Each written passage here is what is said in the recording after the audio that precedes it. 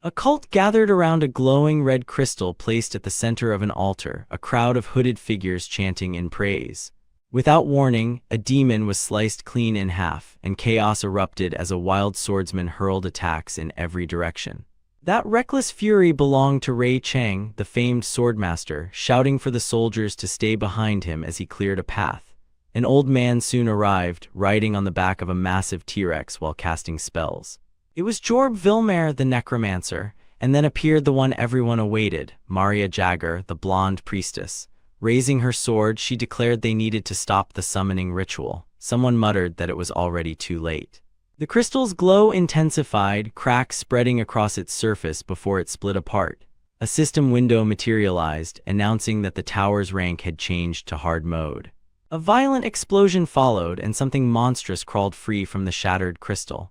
Another system alert appeared. The tower objective had been updated. Everyone froze, staring at the newly emerged boss of Season 5, the Plague Elder, who, to some, resembled a cheap green character.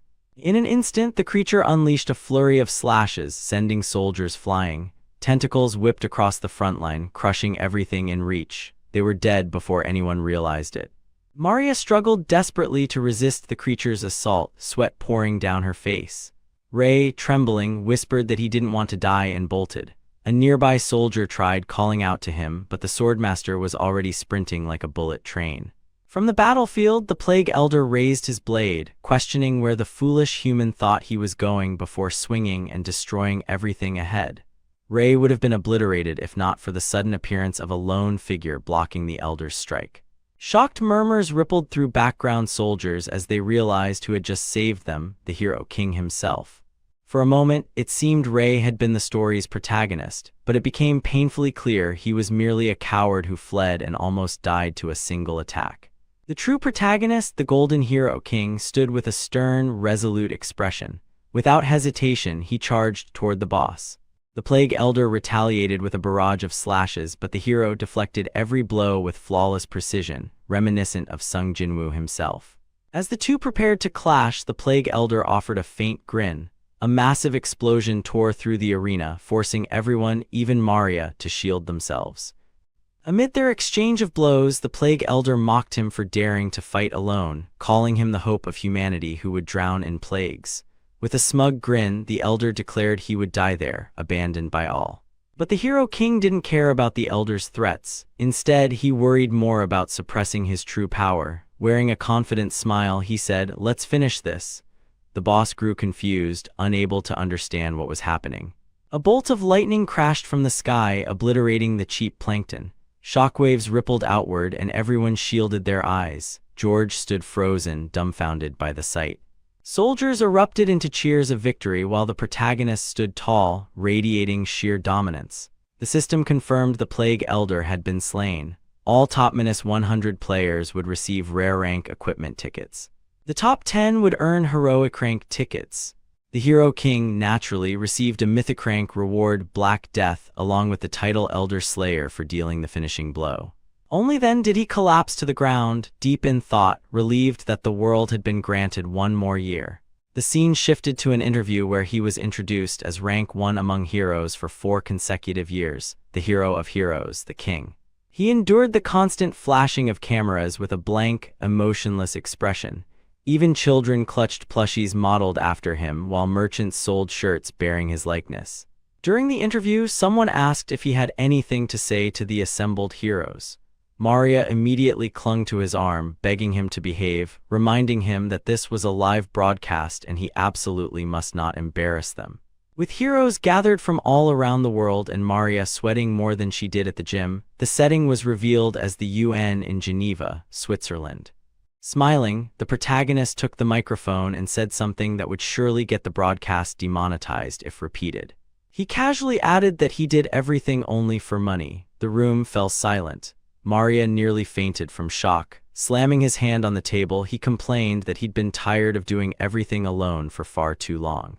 What followed was a flashback to the beginning, when the world transformed into a game and towers appeared in the sky. Days later, monsters began emerging, threatening humanity's extinction. A massive goblin swung a blade, ending the lives of countless victims. A beautiful woman lay dying, another moments from death, until a lone fighter sliced off the goblin's arm. These were the players, those who hunted monsters and protected the helpless. The New World laws appeared, explaining that monsters exiting towers could be stopped if towers were cleared within their time limit, a typical cliché. Players with powers became humanity's heroes. The flashback dissolved, returning to the protagonist's declaration that he was exhausted and motivated only by money.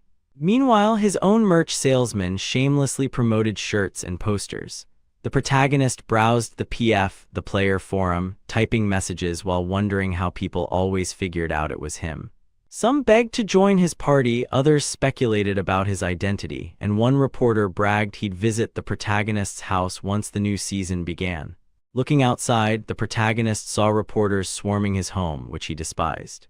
He stepped out with a casual, unfazed stride, hands in pockets. Reporters swarmed him, asking how he would face the new season and what he meant when he said he was tired. With a smirk, he asked whether they knew what celebrities say on TV after getting drunk and causing trouble. He smiled slyly, promising to make up for it with good work. Reporters exchanged confused looks, unsure what he meant, and honestly, it wasn't clear to anyone. The ground suddenly shook. A tremor struck. System windows appeared announcing the start of Season 6 and urging players to review information before entering the towers. The cute little interface reminded them to be careful when descending. New towers emerged across the sky and the system repeated its warning: conquer the towers to protect the world.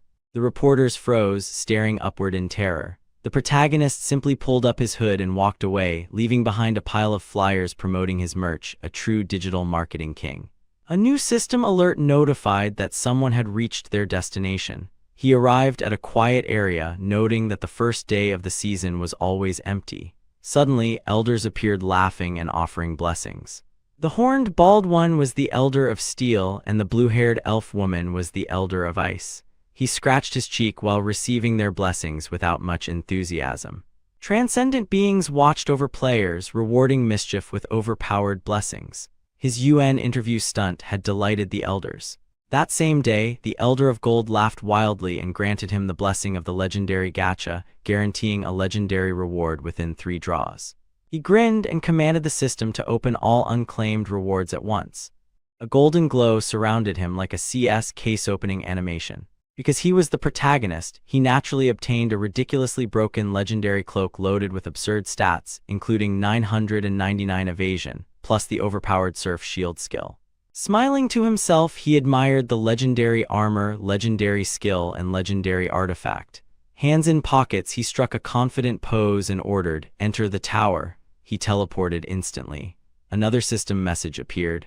The Elder of Gold had replaced the legendary gacha blessing with the blessing of shirt sales. Anyone would want an elder like that. Inside the tower, a giant green foot slammed down as an orc bellowed, "Kill the human." He found himself in the Moonblood Orc Tribe Tower, Tier 3. Smirking, he decided it was time to test his new skills. Create Ice Blade. An icy sword formed in his hand. Thanking the Ice Elder, he charged and unleashed a devastating slash. Orcs froze mid-attack. With swift, icy strikes, he cut through everything, leveling up with each kill. The system announced, "First floor cleared." He remarked it was a good start, maybe he'd save the world again. But on reaching the second floor, he wore the expression of someone dragged out of bed on a Monday morning. Below him, orcs were drinking, partying, and shouting. When they noticed him, they yelled to kill the hero and vowed to fight to their last breath. But he calmly leapt into the air, declaring he would send them all to heaven. The scene jumped ahead to footsteps echoing on a staircase, the protagonist already ascending to the 4th level. He admitted he enjoyed gaining experience but complained that the climb was exhausting without a rest floor. Ahead, a formation of elite orcs blocked the path to the boss, standing in a formation so predictable that he couldn't help thinking how painfully obvious the setup was. A system window appeared, declaring, "Fight for your life with honor." Another followed, announcing that the Elder of Iron had blessed the elite orcs. Their leader shouted in praise of the Elder, and the entire group roared, "Valhalla awaits us." They even began singing some kind of battle hymn as they charged toward him. He twirled his blade, mentally preparing himself. One orc rushed low while another leaped from above. He dodged and countered, but the attack dealt no damage, a confirmation that these were elite orcs with boosted defenses. They kept swinging, but he evaded every blow with perfect movement. Realizing he needed something stronger, he remembered a certain artifact. He opened his inventory and stared at it, hesitating. He wasn't entirely confident he could handle what it unleashed. The orcs grew impatient, shouting at him to come down and fight. One hurled a massive axe. That was enough hesitation. He equipped the artifact. The system announced, "You have equipped the Frozen Heart. You have gained the effects of glacial synergy." Holding his ice blade, he muttered the old saying, "The rich get richer and the strong get stronger." An orc lunged, swinging a massive axe, but it was instantly blocked. His left arm had transformed into a shield of ice. With a swift slash, he cut the goblin clean in half, the creature frozen solid on the ground before shattering. Two more orcs attacked from behind, but he blocked both effortlessly, gripping their weapons and freezing them to pieces.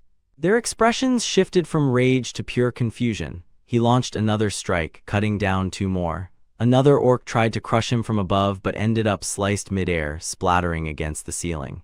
As he continued mowing them down, his levels surged upward at breakneck speed. Now clad in full Sun Jinwoo energy, he dual-wielded daggers. One orc's face twisted into an "oh no, we're screwed" expression, a sentiment he wholeheartedly understood. Then came the massacre, slashes, cross-slashes, icy shreds. The elite orcs couldn't even comprehend what was happening before they were already dead. Standing amid the carnage like a complete Chad, he announced another floor cleared.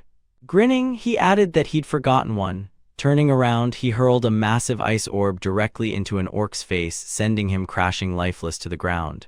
A flood of system messages appeared. Elite floor cleared. 1,000 achievement points gained. Random skills received. He stepped on the last fallen orc's back and commanded, "Open skill box." A blue flash burst out. The result, a common skill. Groaning in disappointment, he muttered that he expected at least a legendary. The skill was Aim Thrust, which transformed physical strikes into piercing attacks. With a shrug, he equipped it anyway, better than nothing.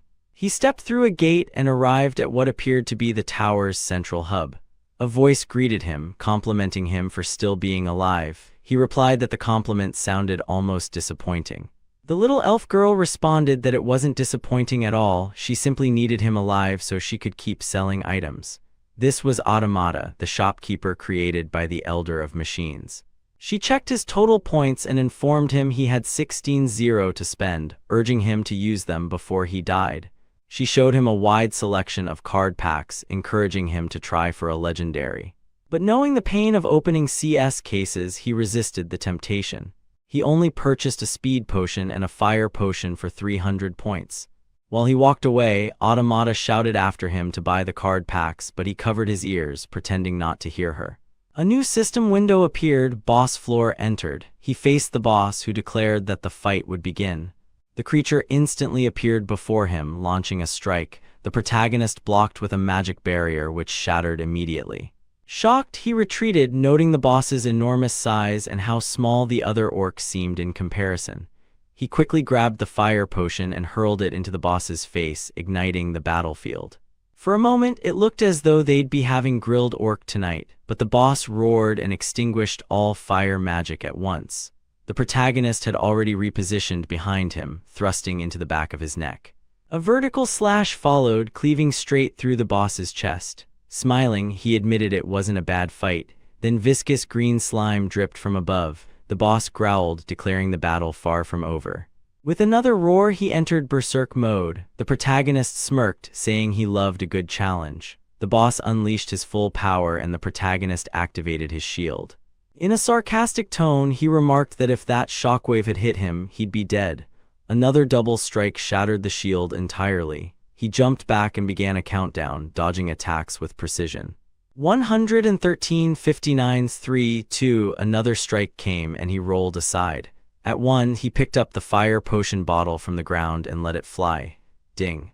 The hit landed perfectly, almost like a magazine cover pose. With the berserk mode expired, the boss collapsed, a crater in his chest. System messages flooded in again. Orc tower cleared, rewards incoming. Among the many rewards, the most important was the Aspect skill card pack with a chance at a legendary skill. He ordered it to open. Boom, another common skill. He stared blankly, unimpressed, having received Ice Projectile. Checking the details, he complained that the game sucked and walked away. The next chapter opened inside the ominously named Tower of the Dark Sadness. Little demons rushed toward the protagonist while he stood perfectly still, charging a new skill. He unleashed it in a sweeping wave, cutting them down in an instant. Spreading his arms, he admitted he loved leveling up his skills. A notification announced the next wave. A swarm of purple demons appeared, ready to overwhelm him. Kang grinned, promising to give them exactly what they were asking for after 1 second. A brilliant blue flash carved through the entire horde. His skill leveled up again. Then someone called him a filthy heretic. A new figure emerged, the devil bishop, the tower boss, resembling a horned monkey. Pointing dramatically, the bishop screamed to attack and kill the protagonist. But before the demons could even move, they were already slashed and sent flying across the room. The bishop spun around, completely bewildered. The protagonist didn't wait, he sliced the bishop as well. When the creature finally realized what had happened, it was already frozen solid like an oversized popsicle. Walking toward his immobilized foe, the protagonist decided this was the perfect chance to test multiple skills, specifically how many ice weapons he could create at once. He conjured several spears, launching them one after another until the bishop resembled a block of Swiss cheese full of holes. But he still had one more spear remaining. He hurled it with full force, vaporizing the bishop completely. More system notifications appeared. He received a random equipment choice and told the system to open it. He got a common armor, which he immediately dismissed, saying he didn't need it since he already had a legendary piece. He rubbed his chin, noting he didn't feel much of a difference when using 8 ice blades at once. Suddenly, a new message appeared: confront your shadow. He turned around, seeing a massive event window. Within the tower realms, different factions existed, each led by elders. These factions competed for influence, trying to recruit powerful players. Completing missions for them granted higher rewards. Apparently, the protagonist had already accepted the quest because the next scene placed him directly inside a meeting of the Shadow Council. Members greeted him, remarking that they remembered him. One asked if he would face his shadow and learn their deepest secrets again. The protagonist hesitated, admitting that while the Shadow Council was powerful, many other factions despised them. Walmart Crow assured him they'd protect him with their cloak, questioning whether he'd forgotten their capabilities. He replied that he hadn't, and that was precisely why he was unsure. They asked what he desired. That was the moment he had been waiting for. With a shameless grin, he extended his hand and demanded the Beast of Shadows, and while he was at it, a rare dark skill card as well. The Shadow Crows fell silent, stunned. One hissed that he shouldn't overestimate himself, calling mortals worthless. Kang immediately turned to leave, saying it was nice meeting them and he hoped they'd never meet again, but someone in the back shouted for him to wait. A shadowy cat appeared, leaping toward him. Despite being a creature of darkness, it looked undeniably adorable. A system message announced, "You have received the Beast of Shadows." A special achievement followed, hidden adoption. The cat sat proudly at his feet as he also received 100,000 achievement points, an absurd amount, blatantly breaking all balance. Kang was all smiles, petting the cat when the rare skill Shadow Blade arrived as well. The Crow Elder, looking defeated, quietly asked if that was all. With a smug grin, the protagonist confirmed that it was and agreed to join the Shadow Council. The scene cut to him stretching, saying the season was off to a great start. He considered taking some time to rest, but before he could relax, 2 men called his name from behind. He turned around, annoyed, muttering that it was starting again. A flock of reporters rushed him, asking how he managed to clear 2 Tier 3 towers in one day and begging him to reveal his secrets. With his eyes half closed under the barrage of camera flashes, he casually claimed he was simply good, acknowledging how impressive it all was. One reporter mentioned rumors that the Chinese swordmaster had cleared a Tier 4 tower. The season was becoming competitive. Kang raised an eyebrow, surprised. Tier 4, he asked how many people were with him. The reporter explained that the swordmaster was accompanied by 5 veterans from the Chinese guild, though 4 had died in battle. Crossing his arms, the protagonist commented that the swordmaster must be extremely talented in the art of using human shields. Reporters gasped, asking if he was implying the swordmaster used others intentionally. Before they could press further, breaking news arrived. The swordmaster had entered a Tier 5 tower. Kang asked how many victims this time, but the answer was surprising. He went alone. Kang mused aloud that someone was full of energy and excitement on day 1. He wondered why anyone would rush into towers so early in the season. The sage was busy gathering skills and the necromancer was occupied with his own matters. The only explanation was that the swordmaster must have acquired exceptional loot from the Tier 4 tower. The reporters continued hounding him, asking what he thought of the swordmaster. Scratching his ear with a cynical expression, he declared, "The swordmaster is a total idiot." Reporters stared in shock, asking if he planned to compete with the idiot master. Raising his hand, he replied that if they didn't know him by now, he'd clarify. He was an idiot too, but the kind of idiot who wins. The reporters begged him to reconsider, but he changed the topic. He asked who could take him to the level 5 tower. The scene cut to him stepping into a golden teleportation circle. Immediately, system windows popped up announcing that a betting game among the elders had begun, hosted by the Elder of Jesters. The Monarch of Frost placed a bet in his favor, advising him not to disappoint. When he arrived, the Tower of War awaited, a huge historical battlefield defense scenario where players couldn't be on the same side. The mission objective was simple: emerge victorious. The protagonist had already predicted the swordmaster would be there, and this was the opportunity he had been waiting for. The moment he confirmed it, he entered the tower. A system message appeared immediately. The ruthless Cavalith Empire had launched a war of conquest and reached the fortress of the Kingdom of Rhodia. The outcome of this historic battle now rested in his hands. Kang was forced to choose between conquest and defense. He hesitated, unsure which side to join, until he noticed the swordmaster had already chosen the Cavalith Empire. Without a second thought, Kang selected the Kingdom of Rhodia. Taking the weaker side meant the rewards would be much greater. In an instant, he was transported into a meeting room filled with Rhodian officers. They erupted in cheers the moment he appeared, celebrating the arrival of their player. A blonde soldier thanked God, others hugged each other with joy. Looking around at the frantic preparations for war, Kang pulled out a chair and asked who held command. Silence fell. Heavy Boots stepped forward, revealing Muta Duchamp, the fortress's defense commander. The chubby man rambled proudly about being part of the royal family, but Kang cut him off by asking whether he truly wanted to win the battle. The man nodded confidently, claiming their forces were lacking in strength but unmatched in spirit. Kang didn't let him finish. He punched the commander hard in the stomach, sending him rolling across the room like a dropped bowling ball. Standing over the trembling soldiers, Kang announced he was now in command. He ordered them to brief him on both their troops and the Empire's forces. Soon he stood overlooking the kingdom, contemplating their situation. 5,000 soldiers and about 900 archers, an army insignificant against the Empire's massive numbers. Fortunately, this world had no mages or magic. More importantly, the swordmaster's skills weren't suited for large-scale battles. As the apostle of the Elder of Steel, he could only fully utilize powers tied to that monarch. Players normally contracted with only one elder, receiving rewards exclusively from that ruler. Kang, however, was a special case. Thanks to the Monarch of Jesters, he could receive blessings from several monarchs at once, a privilege no one else possessed. Although monarchs could contract many players, only one could become an apostle, and apostles received immense support along with significant restrictions. The swordmaster, for example, couldn't unleash any skill outside of steel-related powers. Kang felt confident the battle could be won, but the soldiers around him trembled with fear. No one truly knew whether the kingdoms inside the towers were real or merely imagined constructs. Whether these beings had consciousness or existed only for the towers hardly mattered anymore. What mattered was raising morale. Birds flew overhead as shouts echoed through the fortress. News spread quickly. The player had come to save the kingdom.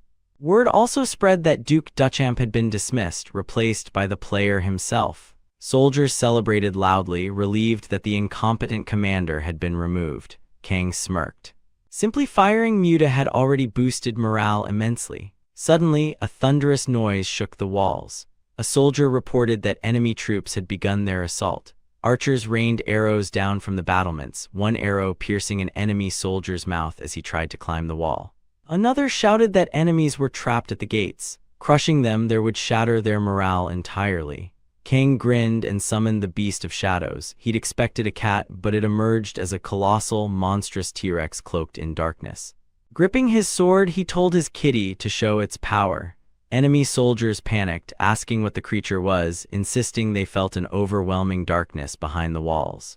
Their commander shouted for them to hold formation, but a scream cut him off. Blood sprayed into the air as blades tore through lines of soldiers. Panic erupted. Someone shouted it was a monster and urged retreat to the inner wall. But Kang had already arrived among them, freezing troops with his ice powers as he fed them to the beast, remarking calmly that his kitty was hungry. "Enjoy your snack, Chomp," he said. And the beast of shadows tore through the forces without mercy. Arrows soon rained over the enemy army as Kang unleashed icy slashes across the battlefield. In the middle of the carnage, he paused. Something was wrong. Where was the Swordmaster? The realization struck him, a double-edged problem. His aggressive fighting boosted the kingdom's morale, but it also made him fully visible to the enemy player. A soldier shouted that the enemy player was on the front lines. Kang understood the rules clearly. Players couldn't kill each other inside the tower. Defeat simply meant expulsion and a failed attempt, but the tower itself could kill them. He wasn't planning to die here. But he also refused to accept defeat. With a hardened expression, he declared that this was how it would be. He released a storm of blades, cutting down enemy soldiers.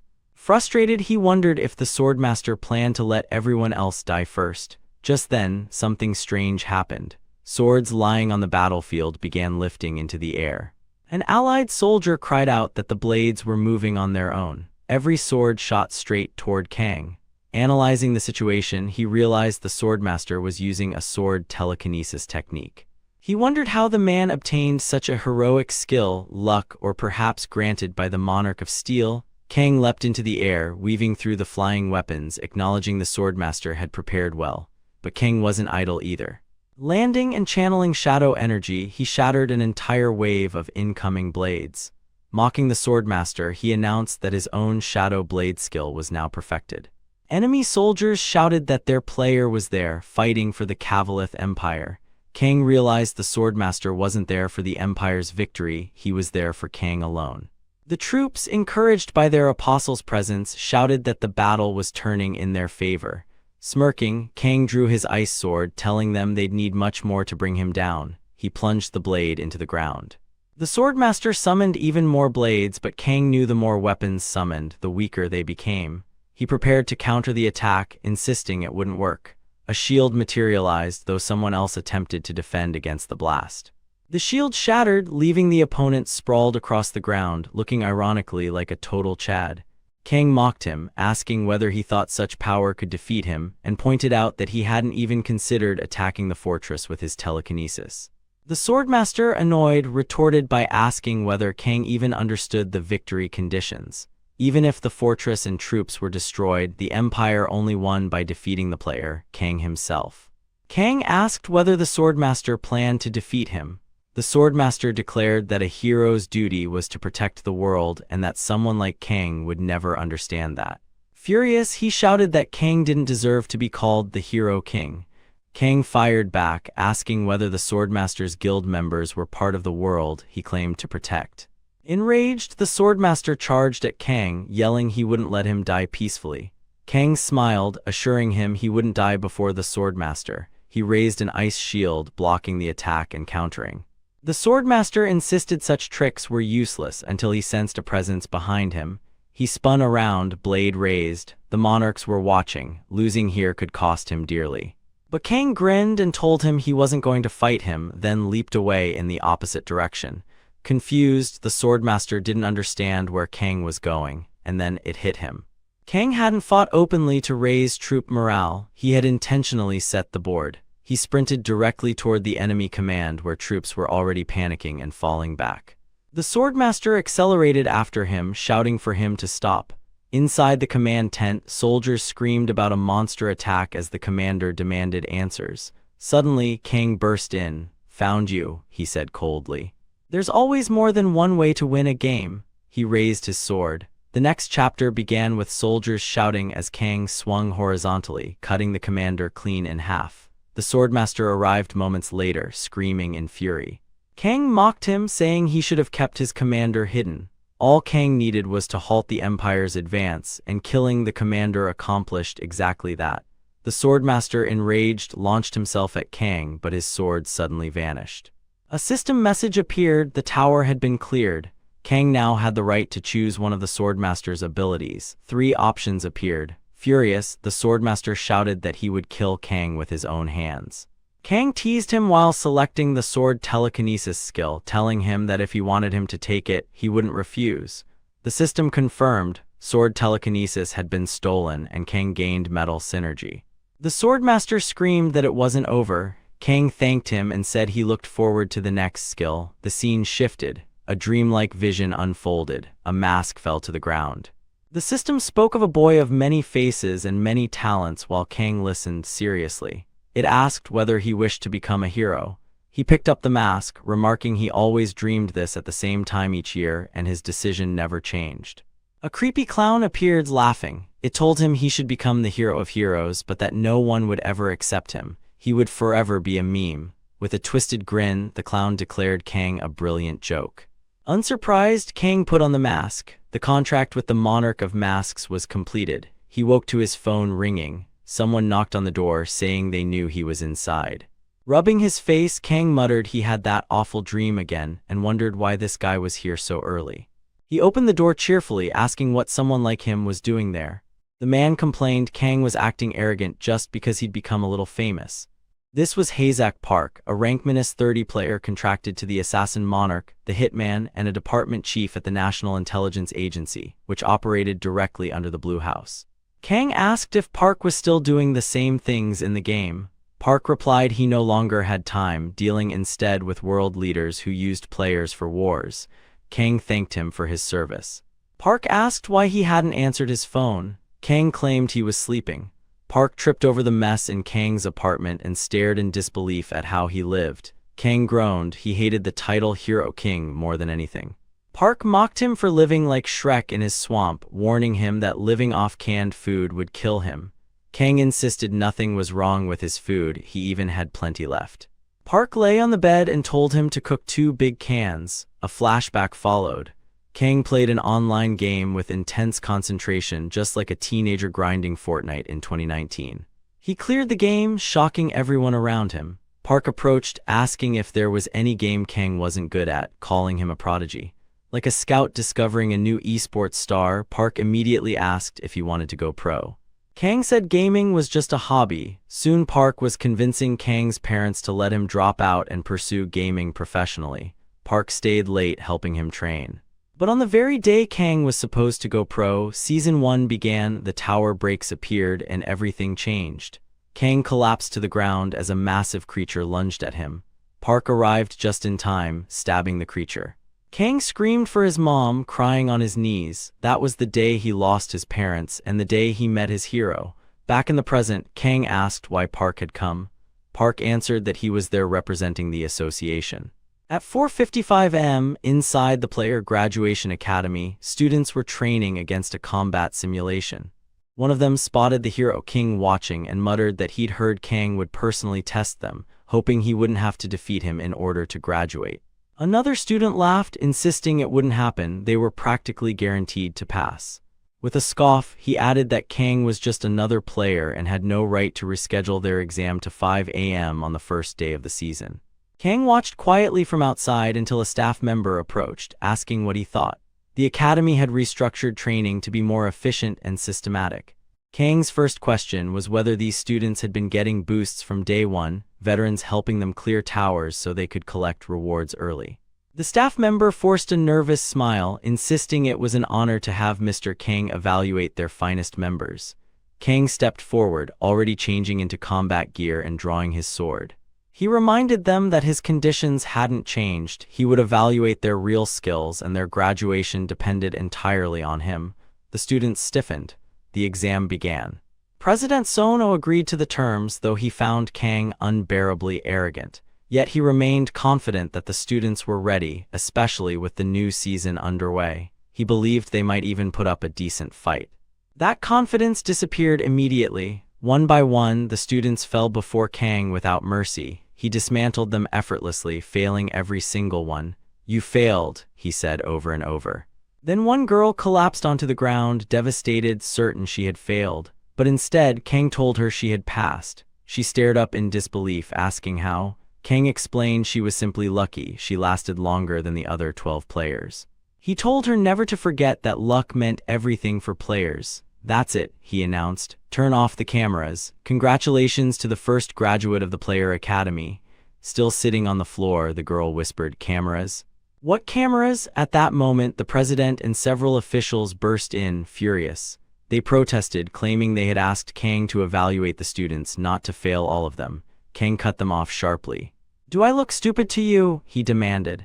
He exposed the truth immediately. All the students were children of executives, boosted by hired ranked players so the association could mold them into obedient lapdogs.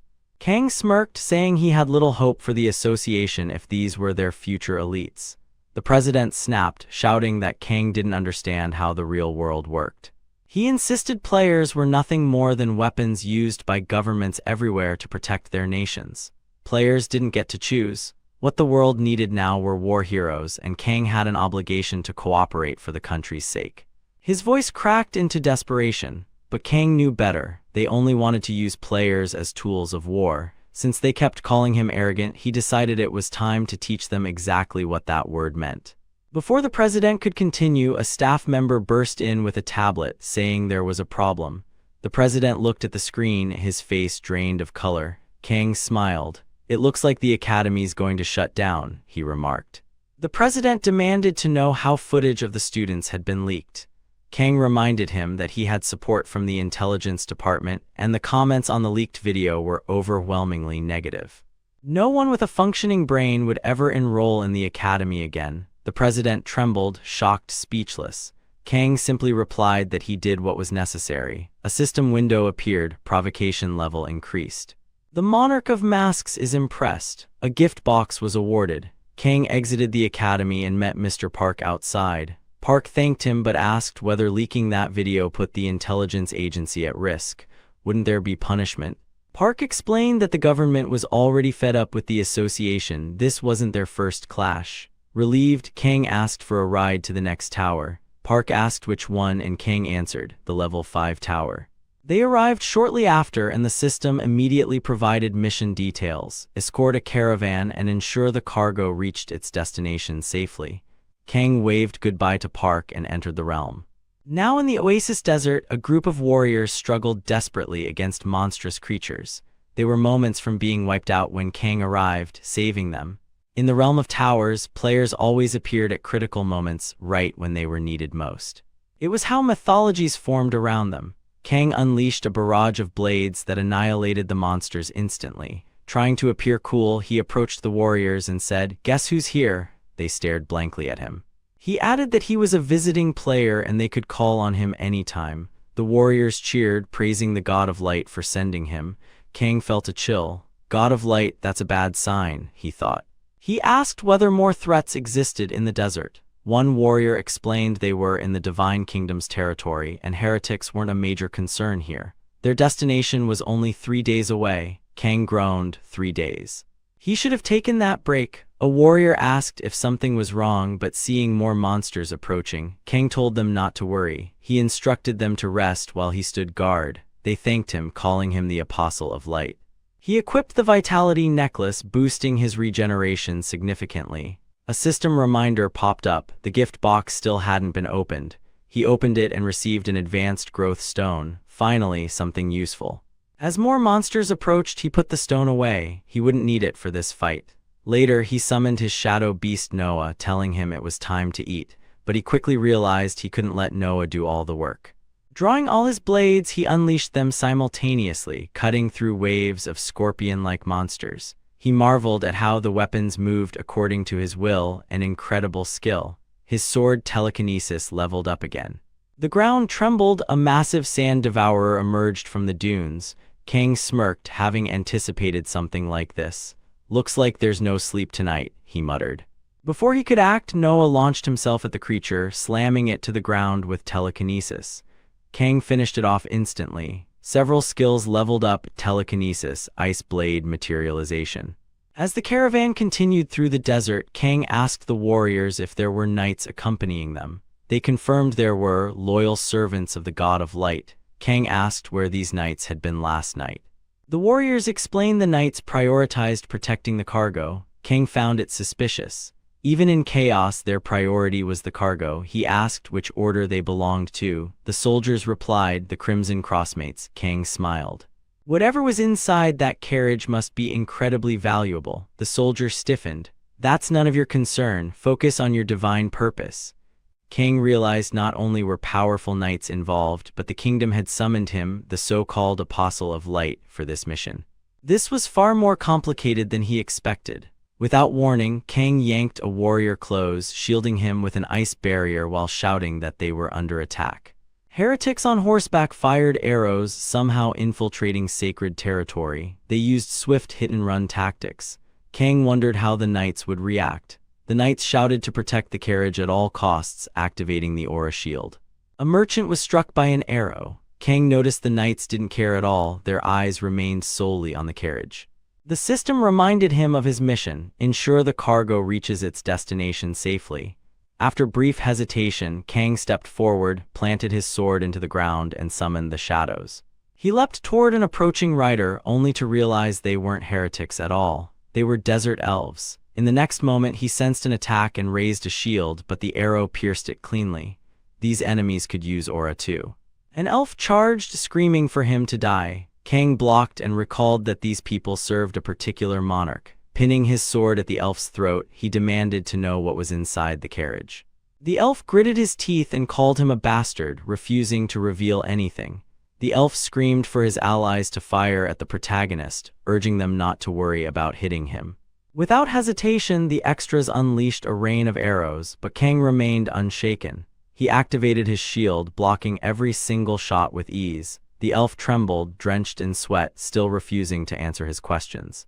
Kang pressed him calmly, insisting he only wanted to know what was in the carriage. But when the elf remained stubborn, Kang's voice turned cold as he warned that if things became difficult, he would have to deal with the elf's companions instead. The elf's expression collapsed as an ice shard pierced the eye of one of his comrades. Soon, all of them were subdued under Kang's overwhelming power. Standing tall, radiating absolute dominance, Kang asked again, "What are you transporting in that carriage?" Panicking, the elf blurted out the truth: the cargo was Princess Syria. Kang smiled. So the heretics kidnapped their own princess. He said he would spare them this time. The elf tried to protest, but Kang cut him off, advising them to retreat while they still had their heads so they could try killing him again later. The elves fled. Moments later, a Rhodian soldier ran to Kang asking why he had let them escape. Spreading his arms, Kang said he wanted to check something. The soldier chased after him as Kang approached a guarded door and told the trembling guard to move aside. The guard refused, insisting he had no orders to let anyone through. In true Sung Jinwoo fashion, Kang summoned his demonic cat and warned the guard to move while he was still being kind. He pushed the door open and stepped inside. Princess Syria was chained, furious, shouting that she would not be rescued by a heretic. The system chimed in, warning Kang not to lose sight of his mission. The Monarch of Light scolded him for his actions. Kang ignored everything. He pulled out a knife, spun it in his hand, and slashed through her restraints. A new system message appeared: secret mission unlocked, save the princess, 300,000 achievement points. Then more windows appeared rapidly. The tower had been updated. It was no longer level 5. It was now level 5, ultra hard. Kang smirked. The game was garbage, but at least it was creative. Suddenly, angels descended from the sky. The Monarch of Light declared that Kang would pay for defying the light. The angels, light watchers, arrived to execute judgment. Their sight extended anywhere light touched, and they tolerated no darkness. Soldiers cheered, believing salvation had arrived, and commanded the angels to eliminate anyone opposing the light, including Kang. Kang stared, horrified that they would turn on him so quickly just because reinforcements arrived. The princess, sweating nervously, asked what he would do. Kang smiled confidently and told her not to worry, he had reinforcements of his own. He began casting a dark spell. The system confirmed the Monarch of Shadows approved, granting him the Shadow mental buff. Panic spread through the soldiers as darkness swallowed their vision. A deep voice echoed, "Envelop the world in our cloak." Grinning, Kang declared this mode had far better rewards. The slaughter began instantly. Soldiers were carved apart, blood spraying across the battlefield, while the angels stood frozen, unable to comprehend what was happening. One angel screamed a holy command and released a blinding attack. Others repeated it, but nothing happened. A storm of darkness consumed them, disorienting them completely. A vertical slash cut one angel in half. The remaining ones trembled, confused by the overwhelming power they faced. Kang moved like a gymnast gone berserk, slicing through them. The system announced the Light Watchers had entered permanent hostile mode, but due to his alignment with shadows, Kang gained even more points and his darkness grew stronger. "That's one less," he muttered, stepping on a fallen angel. He heard a new sound. The system declared multiple factions had begun observing him. The narrative shifted to explain the layers of the tower realms. Knights and elves inside a tower belonged to the world inside the tower, but monarchs and their factions existed in the upper realm. Players acted as intermediaries between both realities. Reflections of factions appeared inside towers, but players were not puppets. They could make countless choices. By betraying the light, Kang was now rewarded generously by the shadows. Even monarchs were bound by the tower's rules. Back in the battle, Kang looked to the sky. 5 left. One angel descended wielding 2 enormous glowing orbs. The angel charged a massive spell, shouting its attack. Light rained down, attempting to purify the darkness. Kang didn't flinch. He reminded himself that no matter how badly they wanted him dead, this was still a level 5 tower. The strongest angel they could summon here was rank 9, a fixed rule. The angels screamed for the light to destroy darkness. Beams rained down onto the soldiers. One soldier stood helpless, shocked they were being bombarded by both sides. Kang laughed, saying the angels didn't care about their own followers. He activated Shadow Mantle and charged forward, telling them not to underestimate him. Light beams struck everywhere, and Princess Syria watched in terror until Kang scooped her into his arms, carrying her away from the incoming blasts. He placed her safely down and summoned his cat. Pulling out a pink crystal, he explained it would protect her. It was the Grove Stone. He shattered it and transferred the power to the Shadow Cat. The princess screamed as light rained down, but the cat grew gigantic, towering over the battlefield. It blocked the angels' attacks as darkness clashed with holy light. Kang thanked his pet for holding the line. One angel mocked him, saying a weak mortal couldn't win. Kang sprinted forward and clashed with them, blades flashing in a chaotic storm. As they fought, Kang muttered that the thorns wouldn't hold much longer. A sudden glint caught his attention. He barely blocked an incoming strike. Another attack followed, nearly catching him. He wondered how they moved so fast despite all the debuffs. Kang retreated, parrying blow after blow until one angel managed to wound him. Blood splattered. Skidding back, he cursed, saying their wings were too troublesome and he needed one decisive move to bring them down. He began summoning a powerful spell, but the angels were quick. A beam of light struck the center of the summoning circle. Kang sweat as a bolt hit him directly, but it wasn't lightning. It was an angel wielding a spear. His swords fell from his hands. "This is our moment," one angel shouted. "Cut him in half," but Kang smiled. Dozens of system notifications exploded into existence, waves of buffs flooding him. The spear embedded in his chest dissolved. The angels froze, suddenly realizing something was terribly wrong. A second later, a storm of swords tore through the sky. The massacre began. He activated a buff increasing fatal damage by 50%. Smirking, he said it was time to end it. The next chapter opened with angels being shredded from every direction. The last tried to escape before Kang conjured an enormous greatsword and hurled it through the air, impaling the angel into the ground. The battle was finished. He gained 3 levels. As he walked through the battlefield, something brushed against his foot, his beloved shadow cat stretching lazily. The princess approached, calling out to him, asking why he went so far to save her when he had even betrayed the light.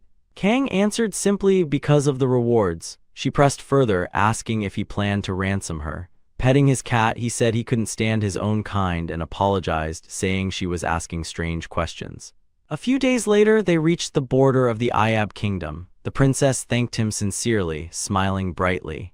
Kang only cared about the rewards. She confirmed he would receive them. She extended her hand, offering him a gift. He accepted, and the system announced he had conquered the tower of the deserted wasteland and received an accessory. He asked what it was.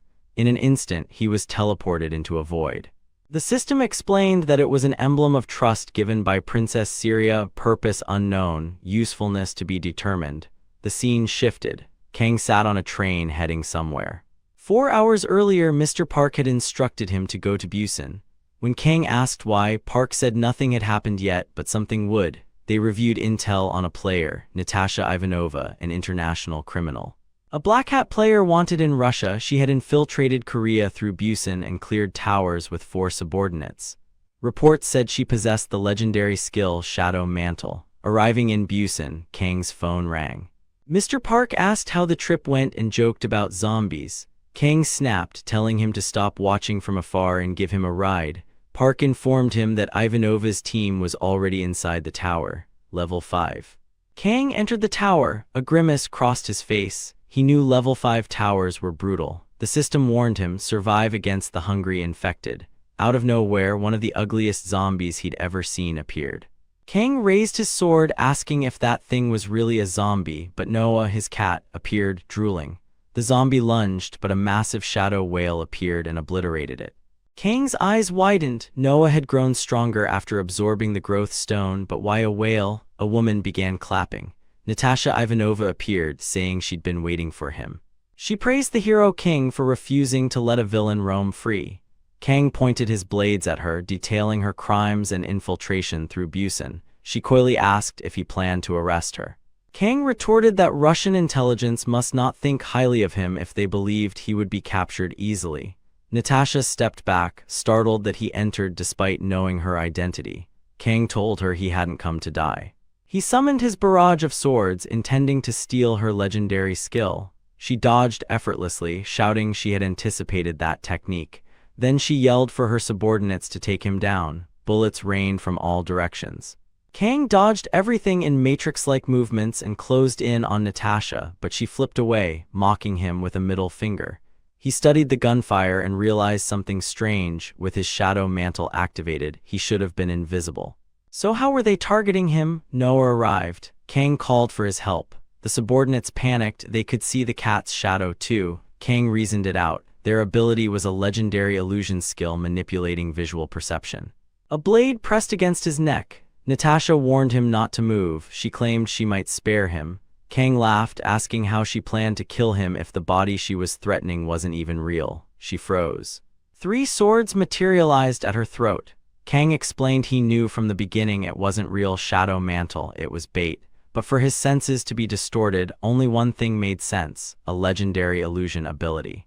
Natasha's blade dissolved as Kang crushed her with a gravitational skill. He stood over her, telling her it wasn't so easy to fool people. The system announced a player had been killed. But Kang noticed something. The sword had stopped before delivering the final blow.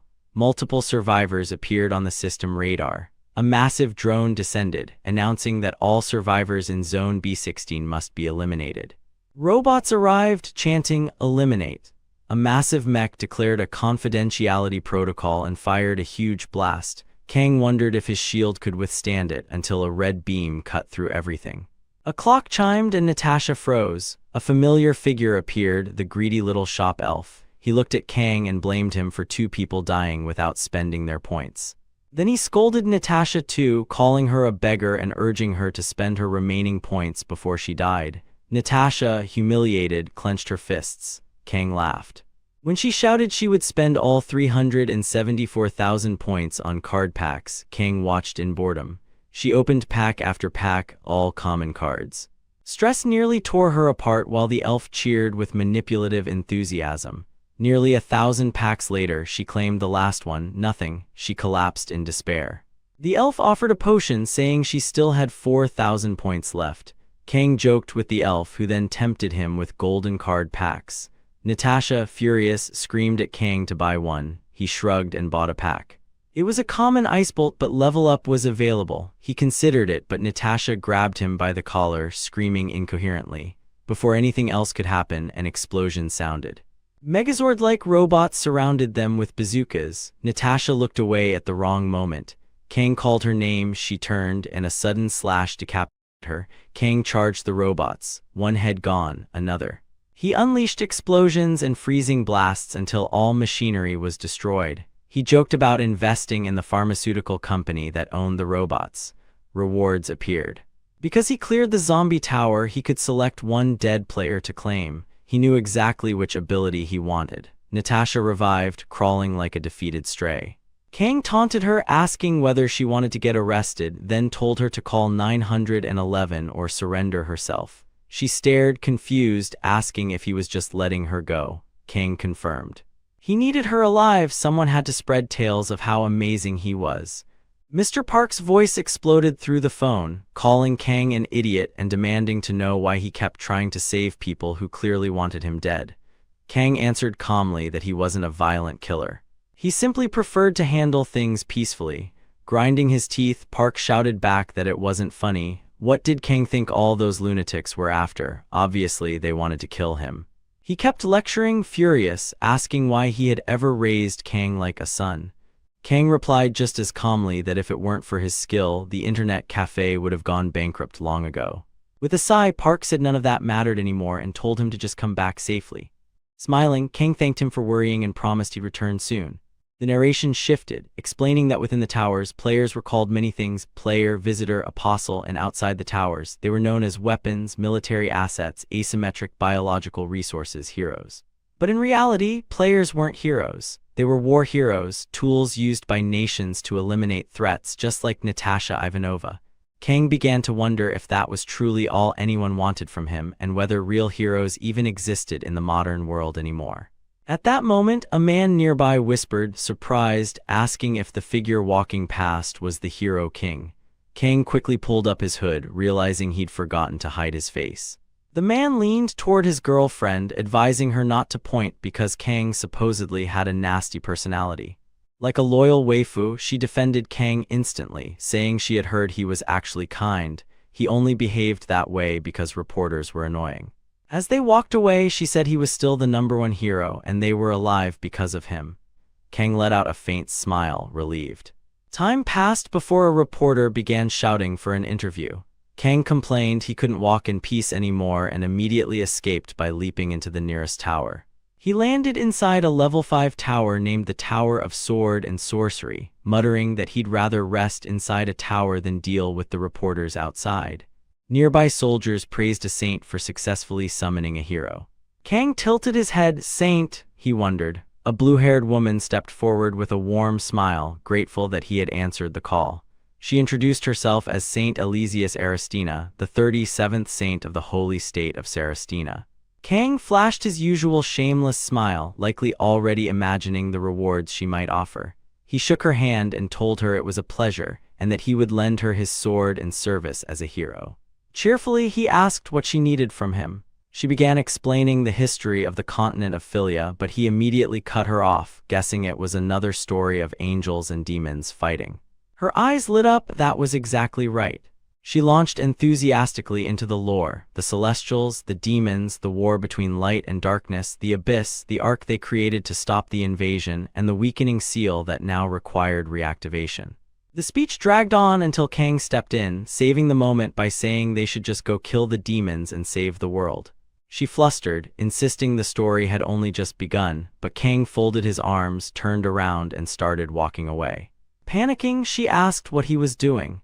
He grabbed her arm, telling her to get this over with already. Desperate, she explained he didn't even know where the ark was. Kang raised a brow. Did she? Embarrassed, she admitted she didn't. Before she could continue, a red portal opened and a demonic hand emerged. She froze completely as a skull-like demon stepped out. Soldiers rushed forward, shouting insults and attacking with blades and beams of light. Kang was surprised they weren't immediately wiped out. The demon mocked them, sticking out his tongue and declaring divine power useless against him. He began charging a powerful attack, and someone yelled for the troops to fall back. But the saint stepped forward, saying she wanted to help Kang. He raised a hand and told her he was fine, asking only that she stay safe. The demon lunged at her, but Kang blocked the strike. She nodded, already overwhelmed by emotion at his protection, clasped her hands, and prayed to her goddess. The ice surrounding the demon suddenly burst apart. She cried out for Kang, asking if he was hurt, while he covered his face, saying the demon had left a message before disappearing, that the demons would reclaim the ark and the world of light would soon be swallowed by darkness. He had warned Kang to stay away from their objective. The saint panicked, muttering that this was bad. Kang said there was no time to waste and asked if she knew where the ark was. She admitted she had no idea Armageddon was so close, but said there was a place they should go. Moments later, they were already riding horses at full speed. Kang looked over and remarked that she had been bored as well, complimenting her acting earlier.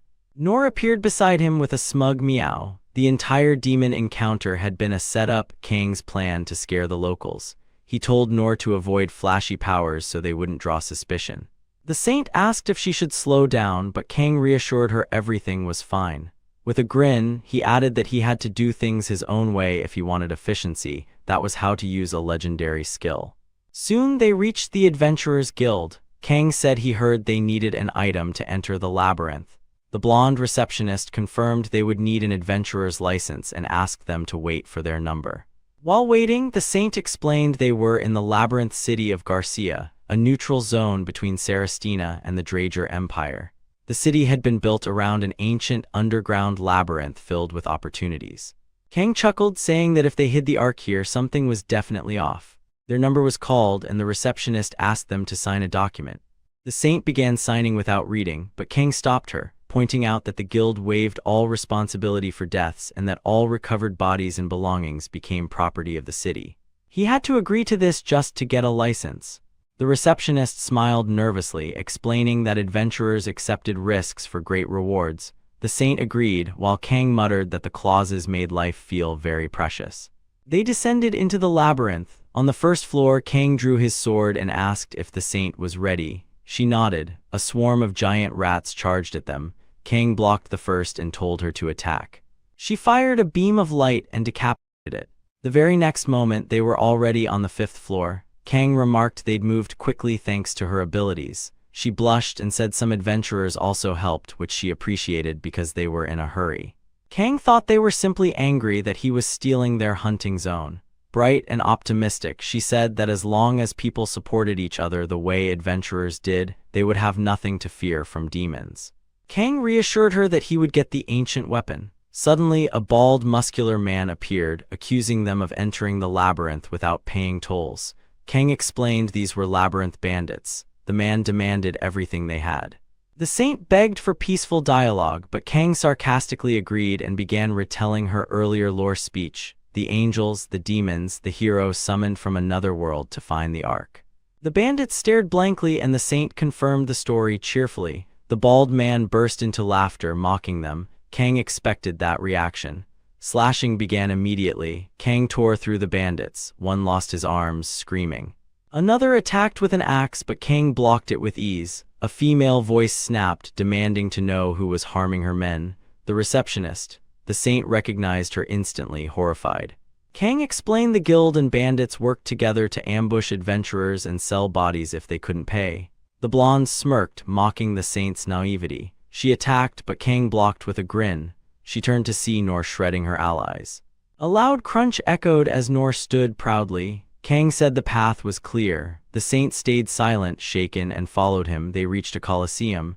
Kang said they would rest there for the night. The saint still looked troubled. He asked if the world wasn't what she imagined. Looking down, she said people were still fighting over money even as the world ended. He remembered someone saying the world needed a war between heroes. He replied that every world was similar. She asked what his world looked like. Kang said his world had been on the brink of collapse many times. Without someone like her, things became dangerous. She apologized if it was sensitive, but he said it was fine. Everything went well until the 3rd time, then people began prioritizing their own interests. She asked if he was corrupted too. He told her to guess. She said something, the speech bubble was empty, and he laughed, saying it made no sense. Time passed. Something glowed. The supreme capitalist appeared with shiny cards. Kang grinned, saying it was exactly what he'd waited for.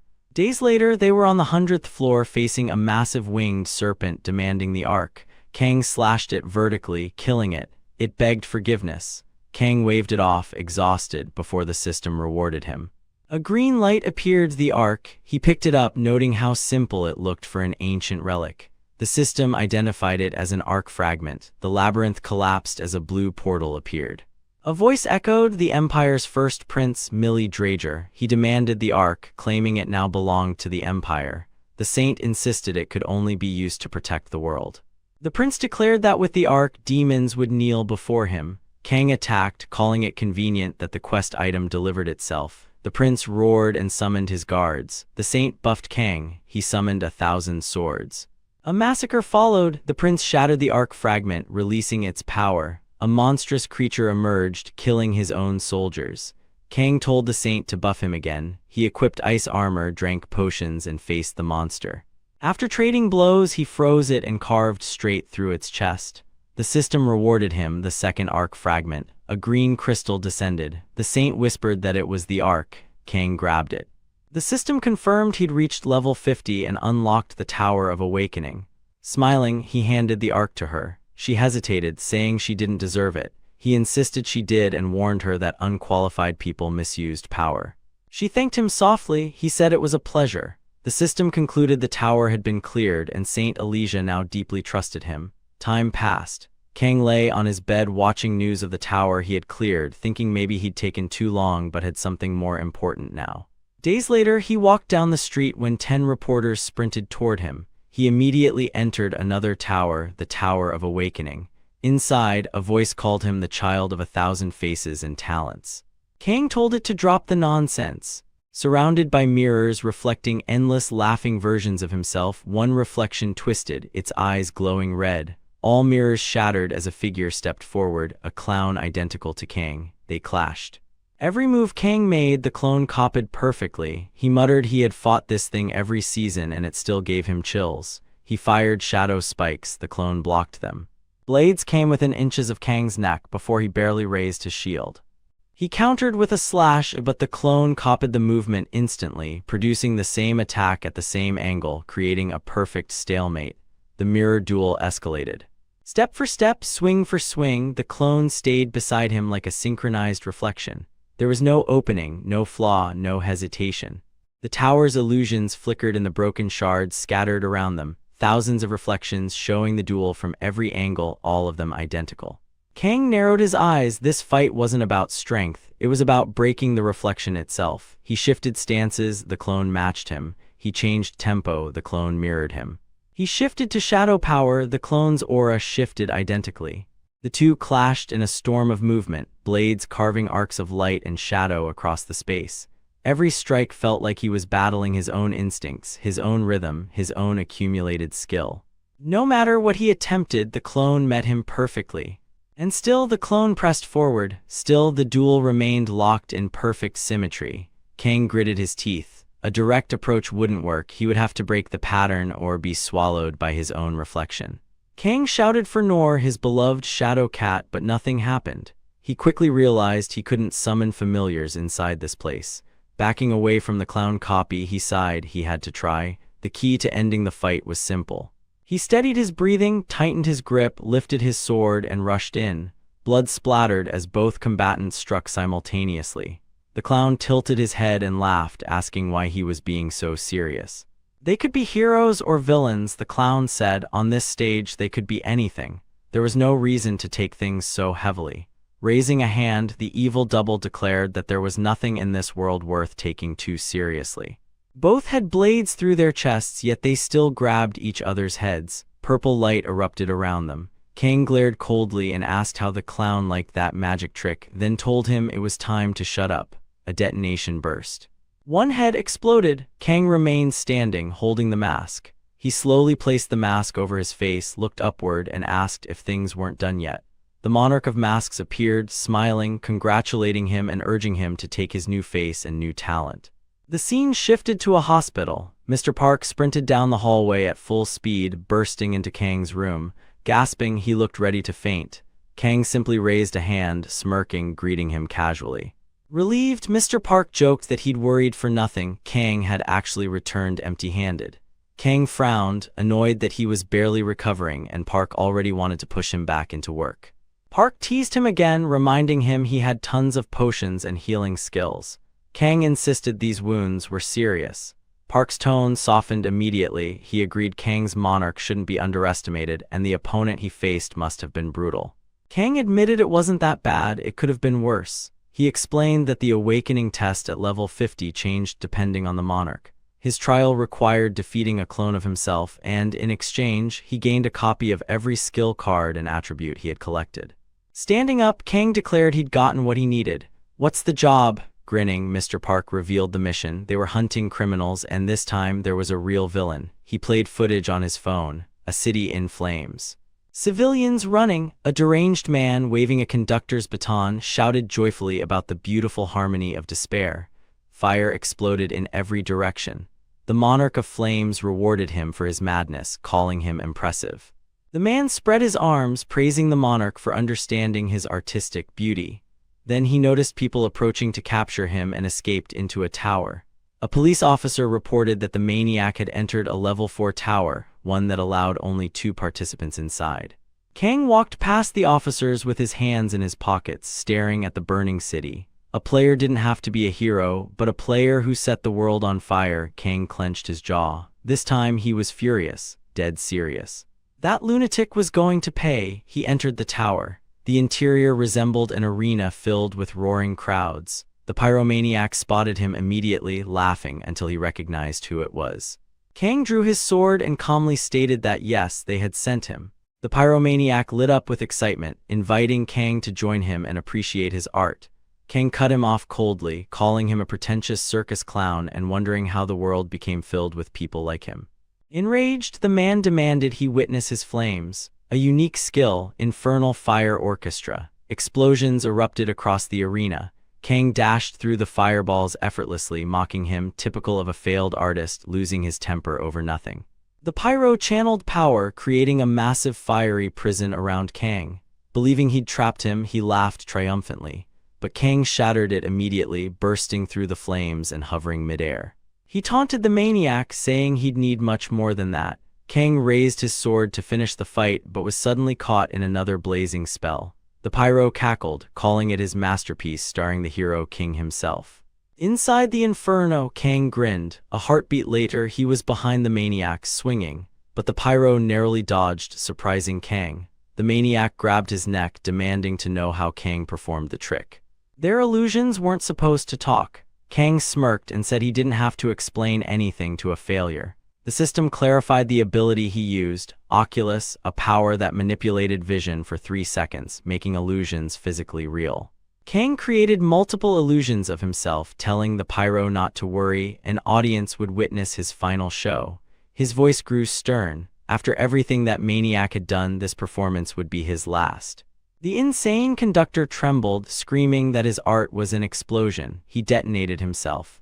Kang shielded himself from the blast, bewildered as the system congratulated him. He had cleared the tower, though he wasn't entirely sure how.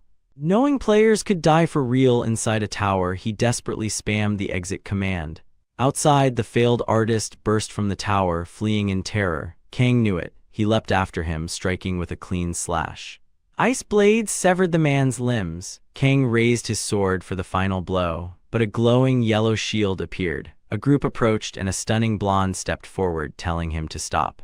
Kang narrowed his eyes. Those barriers could block internal attacks. She insisted she was trying to help. The culprit had been detained and would be handed to authorities. Annoyed, Kang turned as if agreeing to let it go. But as soon as she lowered her guard, he gathered power in his hand and attacked. Panicked, she threw up another barrier, but Kang didn't stop. Noah lunged and devoured the criminal completely, leaving everyone stunned.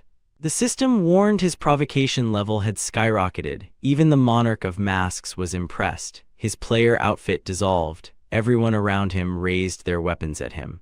Kang stared back calmly, stating that the man had killed many innocent people, including children, and he had no reason to let him live.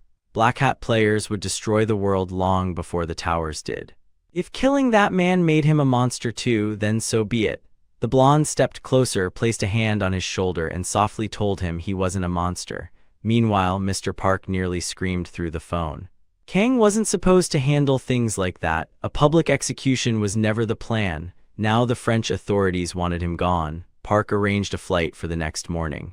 Kang remained unbothered and said he had something personal to handle first. Park demanded to know what he was planning, but Kang hung up. The blonde had overheard. She thanked him for staying. Kang admitted he owed her one anyway, so he'd help. Trying to ease into the moment, he casually sat beside her on the bed, but she got up instantly, saying she'd see him tomorrow in Paris. Kang asked blankly if she needed anything else. She shook her head and left. Across the room, she wondered if asking for his help had been the right choice. The story jumped to Paris inside the Revolutionary War Tower, a level 6 dungeon. Their objective: complete the story. Inside a speeding carriage, a chaotic chase unfolded. Kang shielded the vehicle with magic, blocking incoming arrows. He shouted to the blonde that a bridge was ahead, they would make their stand there. They leapt out, destroying the bridge behind them to protect the king and nobles. The rebels approached. One knight shouted for a ceasefire. Recognizing Kang, he accused him of siding with the corrupt kingdom despite originally appearing to protect the rebels. He begged Kang to return to the righteous side. Kang looked at the blonde, realizing she had been here before. She confessed she discovered this world inside a level 5 tower and believed in the French Revolution's ideals of liberty, equality, and solidarity. But now, those she thought righteous stood against her. Kang warned that if she wanted to switch sides, she'd better say so. She refused, saying they should treat this like any other tower and clear it. Kang agreed, there was no turning back. She smiled, glad to be in the tower with him. The rebel captain continued begging for Kang's loyalty, but Kang stabbed him in the stomach. He asked if they still looked like apostles. Then he warned them the bridge was gone. Leave now before dying for nothing. The rebels refused, shouting for freedom even if it meant fighting visitors. Their armor lit with magic, their formation tightened. Maria cast protective spells around Kang. She yelled for him to stay behind her, but Kang seized control of the battlefield. He extinguished every light source. Maria panicked, she couldn't fight in pure darkness. Kang nearly took a hit, these level 6 enemies could track him even in the dark. He shouted for her to raise her shield. She begged him to bring back the light, but he refused. He enjoyed the fight and experience points were shared anyway. He told her the battle was already finished. She looked disappointed but reached for his hand when he told her they needed to move. Their next target was the Fat King before someone else reached him first. They entered the burning city. The Iron Duke ordered his soldiers to kill everyone, elderly, children, anyone. Maria froze, horrified by the slaughter. Kang surveyed the ruins and said this was what happened when an ideology grew too powerful, probably the same in her world. The system warned that elite Iron Blood troops were approaching. Kang grinned. Since they weren't nobles, this would be easier. He snapped his fingers. Darkness fell. The slaughter was immediate. The tower cleared. The royalists won, but were soon overtaken by the Iron Blood Duke, whose brutal regime would collapse in time. Kang received his rewards, a random skill pack and a random artifact. Reporters swarmed Maria outside the tower, asking about her partnership with the hero king. She gave a diplomatic answer, but Kang jumped in loudly, joking they had a hot night together and entered the tower as a date. Maria exploded in embarrassment while Kang kept stirring things up. The system warned his provocation level had reached a record high. Monarchs laughed and rewarded him with skill packs. When news outlets claimed he and the blonde were in a secret romance, Kang laughed, too late to tell people otherwise. Even the blonde seemed amused. Time passed. Inside the tower of the deadly glacier, an army approached. Kang told Maria to strengthen her barrier. Still annoyed by his jokes, she teased that after their hot night, a cold one was fitting. For an entire month, they cleared tower after tower across France. At the airport preparing to part ways, Kang grinned, asking whether some countries didn't have a tradition of saying goodbye with a hug or a kiss. Maria crossed her arms, calling him irresponsible, but admitted it was reassuring to have him around. She thanked him for protecting that world. On the plane, Kang looked out the window, thinking the world would be better if everyone worked together. Maybe next time he'd invite the saint to Korea. Noor suddenly spoke. Kang had caused her enough trouble. Kang jumped in shock. Noor explained that after evolving, yes, he could talk. Kang demanded to know why he hadn't spoken earlier. Noor said he didn't want to interrupt while Kang was busy flirting with the blonde. He told Kang to stop wasting time and check his new card packs.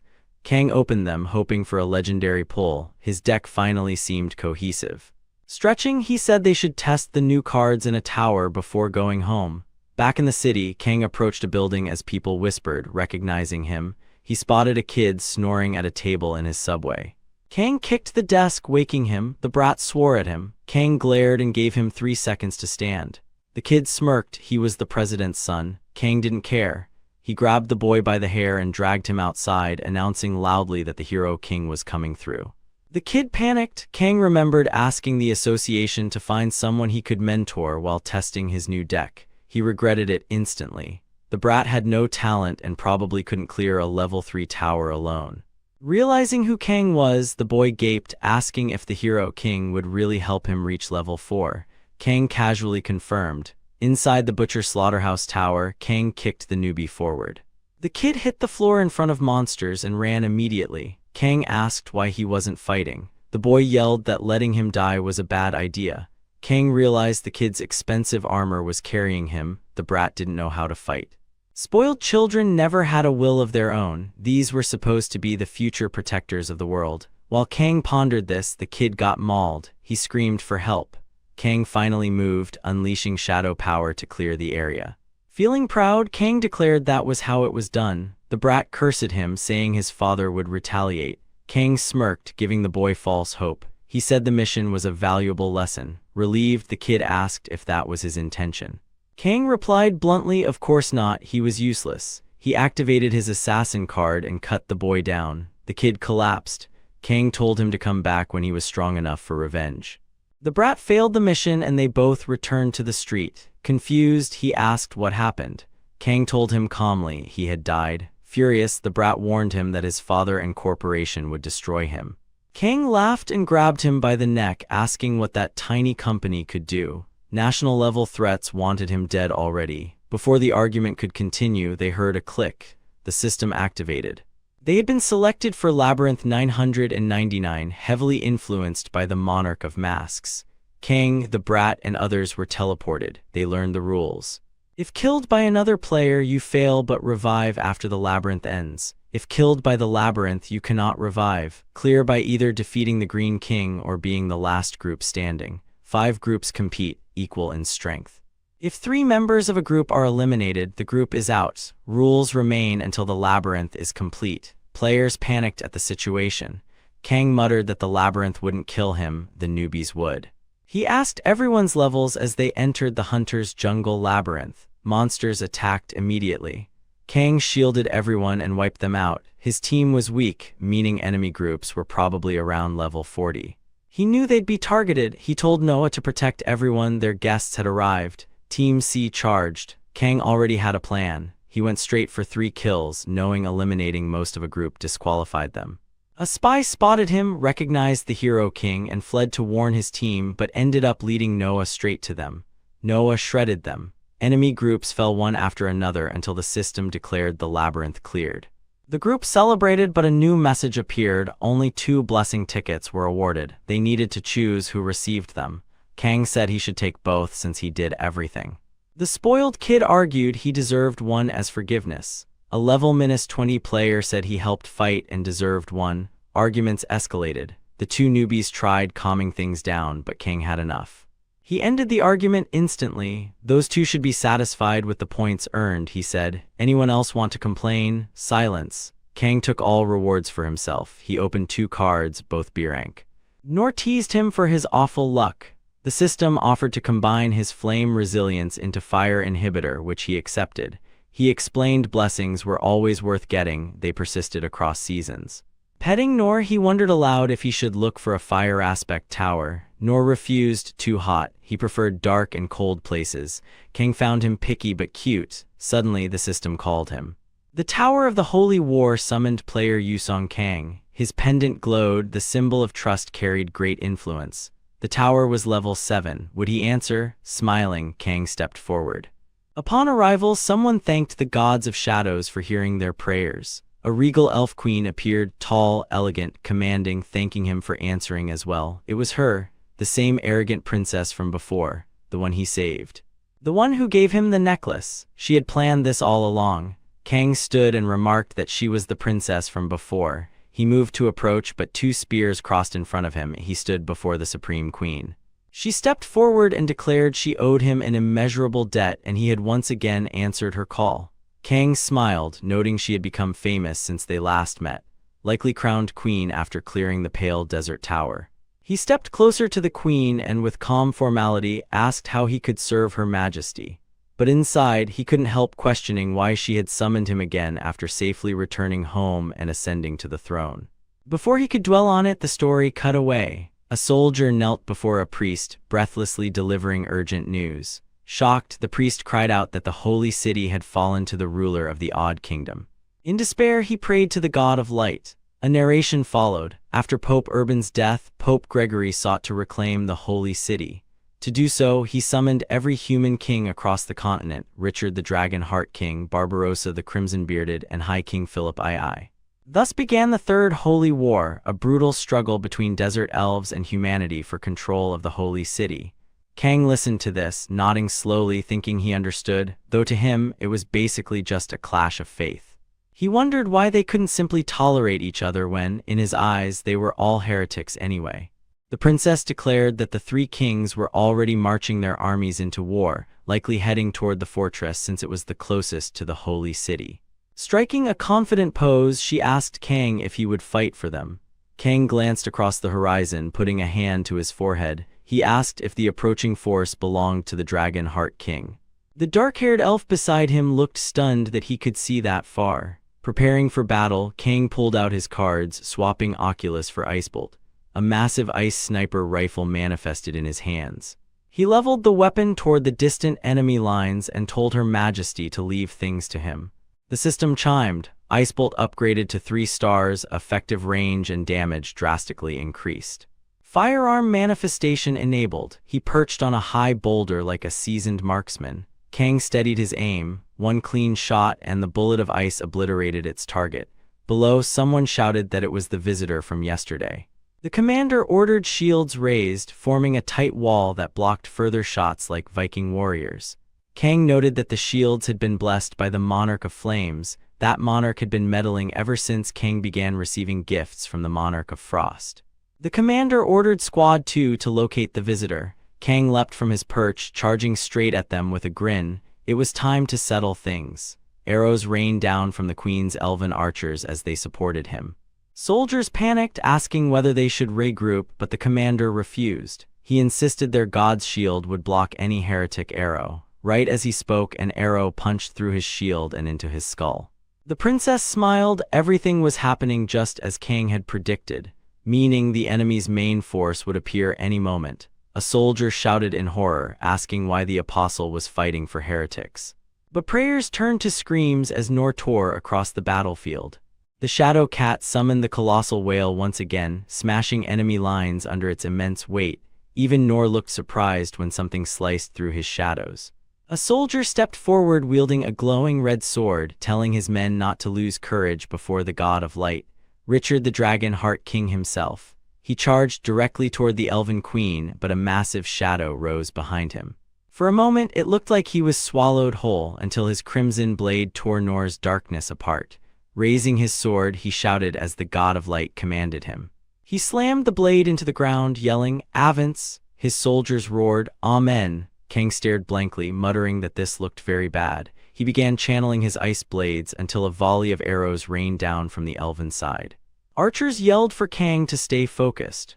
More elves barreled in with fanatical grins, shouting that they would dry out the heretics in the Queen's name. Kang thought the same thing he had thought since arriving. These people were absolutely insane. Battle erupted in total chaos. Light clashed with shadow, but the elves overwhelmed the kingdom's soldiers, cutting them down relentlessly. The Dragon Heart King watched his army crumble, enraged, and cut down one of the elves. Kang met the king's gaze, drew his blades, and smirked. Now things were getting interesting. He rushed in, unleashing his signature wave of slashes, but the king blocked all of them simply by raising his sword. He charged Kang immediately, demanding whether Kang had any idea who he was facing. Kang dodged with ease and remarked that the king was the enemy about to give him a huge reward. He grabbed the king's head, marking him with the seal of death, then challenged whether the king truly had the heart of a dragon. But something flashed across his interface, a debuff. Weakness to target. Accuracy reduced by 50%. Dexterity and evasion reduced by 50%. He tried to retreat, but the king roared that no heretic would triumph over him and violently impaled his own horse, sacrificing it. A massive surge of power burst outward. Kang shielded himself, baffled. Even with the debuff, the king fought with terrifying strength. The king began chanting. He offered blood in his lord's name. He begged for the power to wipe out heretics. Then he charged straight at Kang. Kang swapped Icebolt for telekinetic blades. The king swung a fiery red slash, but Kang parried and answered with a barrage of flying swords clashing with the crimson blade. Dark red tendrils, blood-soaked hands, burst from the ground. The king's body twisted, veins bulging monstrously. Kang cocked his head, thinking the surge of power came from blood density. He dropped his sword and spread his arms, deciding this was the perfect chance to test something. He activated a new ability. A massive magic circle expanded around him. Kang lifted one finger and commanded, "Rise." Dead soldiers across the battlefield rose again. Sun Jinwoo 2 from Walmart had arrived. The Dragon Heart King demanded to know whether Kang believed abominations could stop him, but froze when he heard cracking. The undead corpses began to reshape, forming jagged spikes erupting from their bodies. They hurled themselves at him. One landed a hit. The king fell to his knees. The undead faded as the system warned Kang his proficiency was too low, but the job was done. The king knelt, defeated. Kang stepped forward and added another kill to his list. The view shifted back to the Elven Queen's palace. Kang opened a chest and presented her with the Dragon Heart King's severed head. She thanked him but reminded him that they had only defeated one of the 3 heretic kings. This war had only just begun. Kang understood. He stared out the window that night, clearly unenthusiastic about her words, and decided to sleep. But then green portals opened behind him. The supreme capitalist elf appeared, grinning. He congratulated Kang for maxing out Ice Blade materialization and offered the advancement stone if he upgraded the shop. Kang smiled faintly. He had been expecting this. He spent 3 million points, upgraded the shop, bought the advancement stone, and fused it with Ice Blade, unlocking Ice Artificer, allowing him to use any Ice Aspect skill card even if it wasn't equipped. He looked up and said the weather was about to change. Summoning countless ice blades, he tore through everything around him, remarking that it was a good day for his enemies to meet their maker. Soldiers barely had time to react before being erased in a single frame. Kang continued forward, saying their leader had no intention of appearing, so he would hunt him down personally. A flashback revealed the queen explaining that Redbeard Barbarossa had moved his camp overnight with only a few soldiers. Kang complimented her intel team, but she admitted human informants were responsible. The 3 kings held deep grudges, still fighting each other in secret. This opportunity couldn't be ignored. Redbeard's army was the strongest, so she gave Kang her elite units and requested he take on the mission. Now, standing before the tent, Kang remembered he was prepared to kill the target and escape if things went wrong. The intel seemed accurate, but the king wasn't there until Kang threw open the tent flap and swept ice across the ground. He found him. The man collapsed and dropped his goblet of wine. Kang eyed the cup, wondering if it was poisoned. He laughed hysterically as a soldier entered, reporting that everything was secure, then froze upon seeing the corpse. It hit Kang. In the real world, ever since the first season began, nations had been assassinating foreign players. They prioritized national interest above all else. He stomped on the poisoned glass in fury, calling it ridiculous. The queen began sweating, horrified, been poisoned by his own people. Kang realized the intel wasn't a trap. They simply wanted to ensure Redbeard died. She asked desperately who would betray their own with a war approaching. Kang replied that this was exactly why they did it. They took the glory while weakening 2 rival kingdoms. She said they now had to worry about the Grand King's army. Kang pointed out that survivors from the other 2 armies would now join the Grand King anyway. A soldier burst into King Philip's tent, breathlessly reporting that heretics attacked and annihilated Redbeard's forces. Philip smiled, eager to blame the elves. He declared that Redbeard's troops were now his. His commanders praised him, saying he would restore the sanctity of the holy city. Philip raised his hand, declaring he was guided by heavenly messages. He proposed sending the former armies of Redbeard and the Dragon Heart King into the front lines. Back at the battlefield, Kang surveyed the merged army, Dragon Heart King's troops, Redbeard's armored soldiers, and a new force under the same banner. They were using the fallen king's soldiers as human shields. Classic tactics. Kang sighed. He'd read the same war cries in actual history books, as if killing enemies ever brought peace. He turned, pulled out a card, and summoned Zephyr's Western Wing. The buff activated. He launched into the sky and rained ice magic on the front lines. Soldiers spotted him, shouting for vengeance for their kings. Philip raised his sword, unleashing a massive wave of fire that canceled all the ice attacks. Soldiers cheered that the gods were with them. On the elven side, archers declared the god of shadows blessed them as well. System messages appeared, councils joining the war, Shadow Council, Frost Council, and more. Kang narrowed his eyes. What did these gods gain from all this? Battles exploded along every line. Kang grew furious, calling them all evil. Nor appeared and told him to stop complaining and do his job. Kang cracked his neck and agreed he'd end this right now because he was tired of watching this nonsense. The Shadow Council sent a message, "Do not disappoint us." They granted him 100 shadow puppets. He landed atop one and grinned, generous. Then he noticed something, angels. Rank 9 angels had returned. He ordered the puppets to handle the angels while he focused on one man, King Philip, who descended from above and swung a vertical slash at him. Kang dodged, Philip laughed, Kang froze, that cape, he recognized it. Philip was a player too. Philip smirked, calling Kang a heretic bastard, and charged. Kang taunted him for being a villain despite claiming to serve the light. Their swords clashed repeatedly mid-air. Philip broke away, and Kang complained this game was unfair. Everyone had wings but him. Immediately, the Shadow Monarch buffed him with wings of his own. He stared in disbelief at the outdated game-looking wings, then grinned. If the fight went aerial, his deck would be almost useless, but he'd make it work. Philip smirked, calling him a worthy opponent. They clashed mid-air. Philip declared Kang was struggling, the price of defying the god of light. Kang scoffed and asked if poisoning Redbeard was part of that divine plan while launching telekinetic blades. Philip anticipated the attack and repelled them, proudly stating the poisoning was indeed God's will. He charged with the blessing of Seraph. He swung and sliced through nothing but an ice clone. Kang stuck out his tongue mockingly as Philip froze in shock. Kang appeared behind him and struck, a finishing slash burying into the king's chest. He commented that wings drastically narrowed field of vision, but the king's blade glowed. The system warned that an archangel of rank 8 had descended onto the king's body. Kang flew back at full speed as Philip's body exploded in radiant light. The king healed instantly, transformed, halo blazing, standing like a final boss.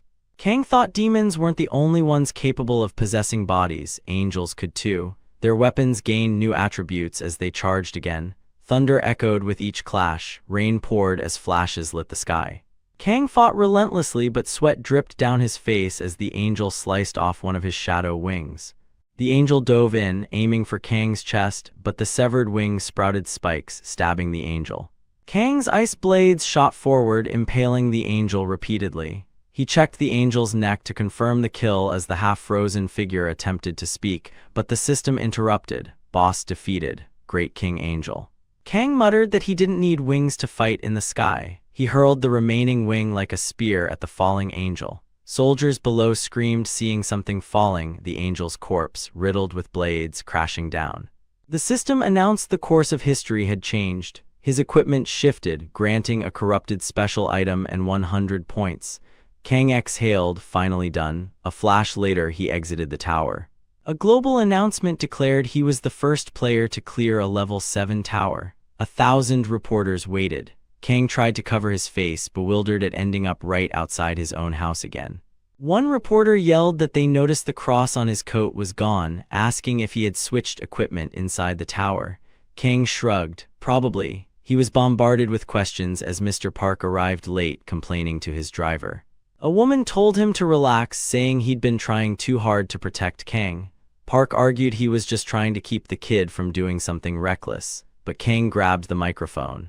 He asked the reporters if they wanted to hear him say it again. He was sick of this. Sometimes he wondered why he even bothered saving the world. It didn't seem worth it anymore. With a cold smile, he asked, "Do you like wars?" Reporters stared at him, confused. He went on, "Wars where molten iron drips down castle walls, arrows fly everywhere, guts spill across the ground.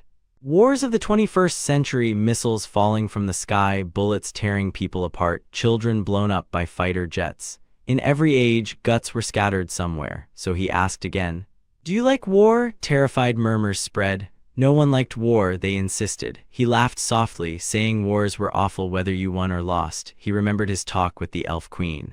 After defeating everyone, she confessed she was consumed by fear. He had asked what she could possibly fear. She wondered whether their goddess really wanted all this bloodshed. Returning to the reporters, he said he now understood their answers.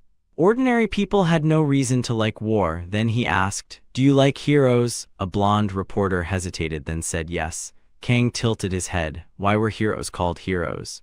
Because their outstanding performance on the battlefield made them heroes. Heroes were byproducts of war, so how could people like heroes but hate war? He accused them of lying. They liked war more than they admitted.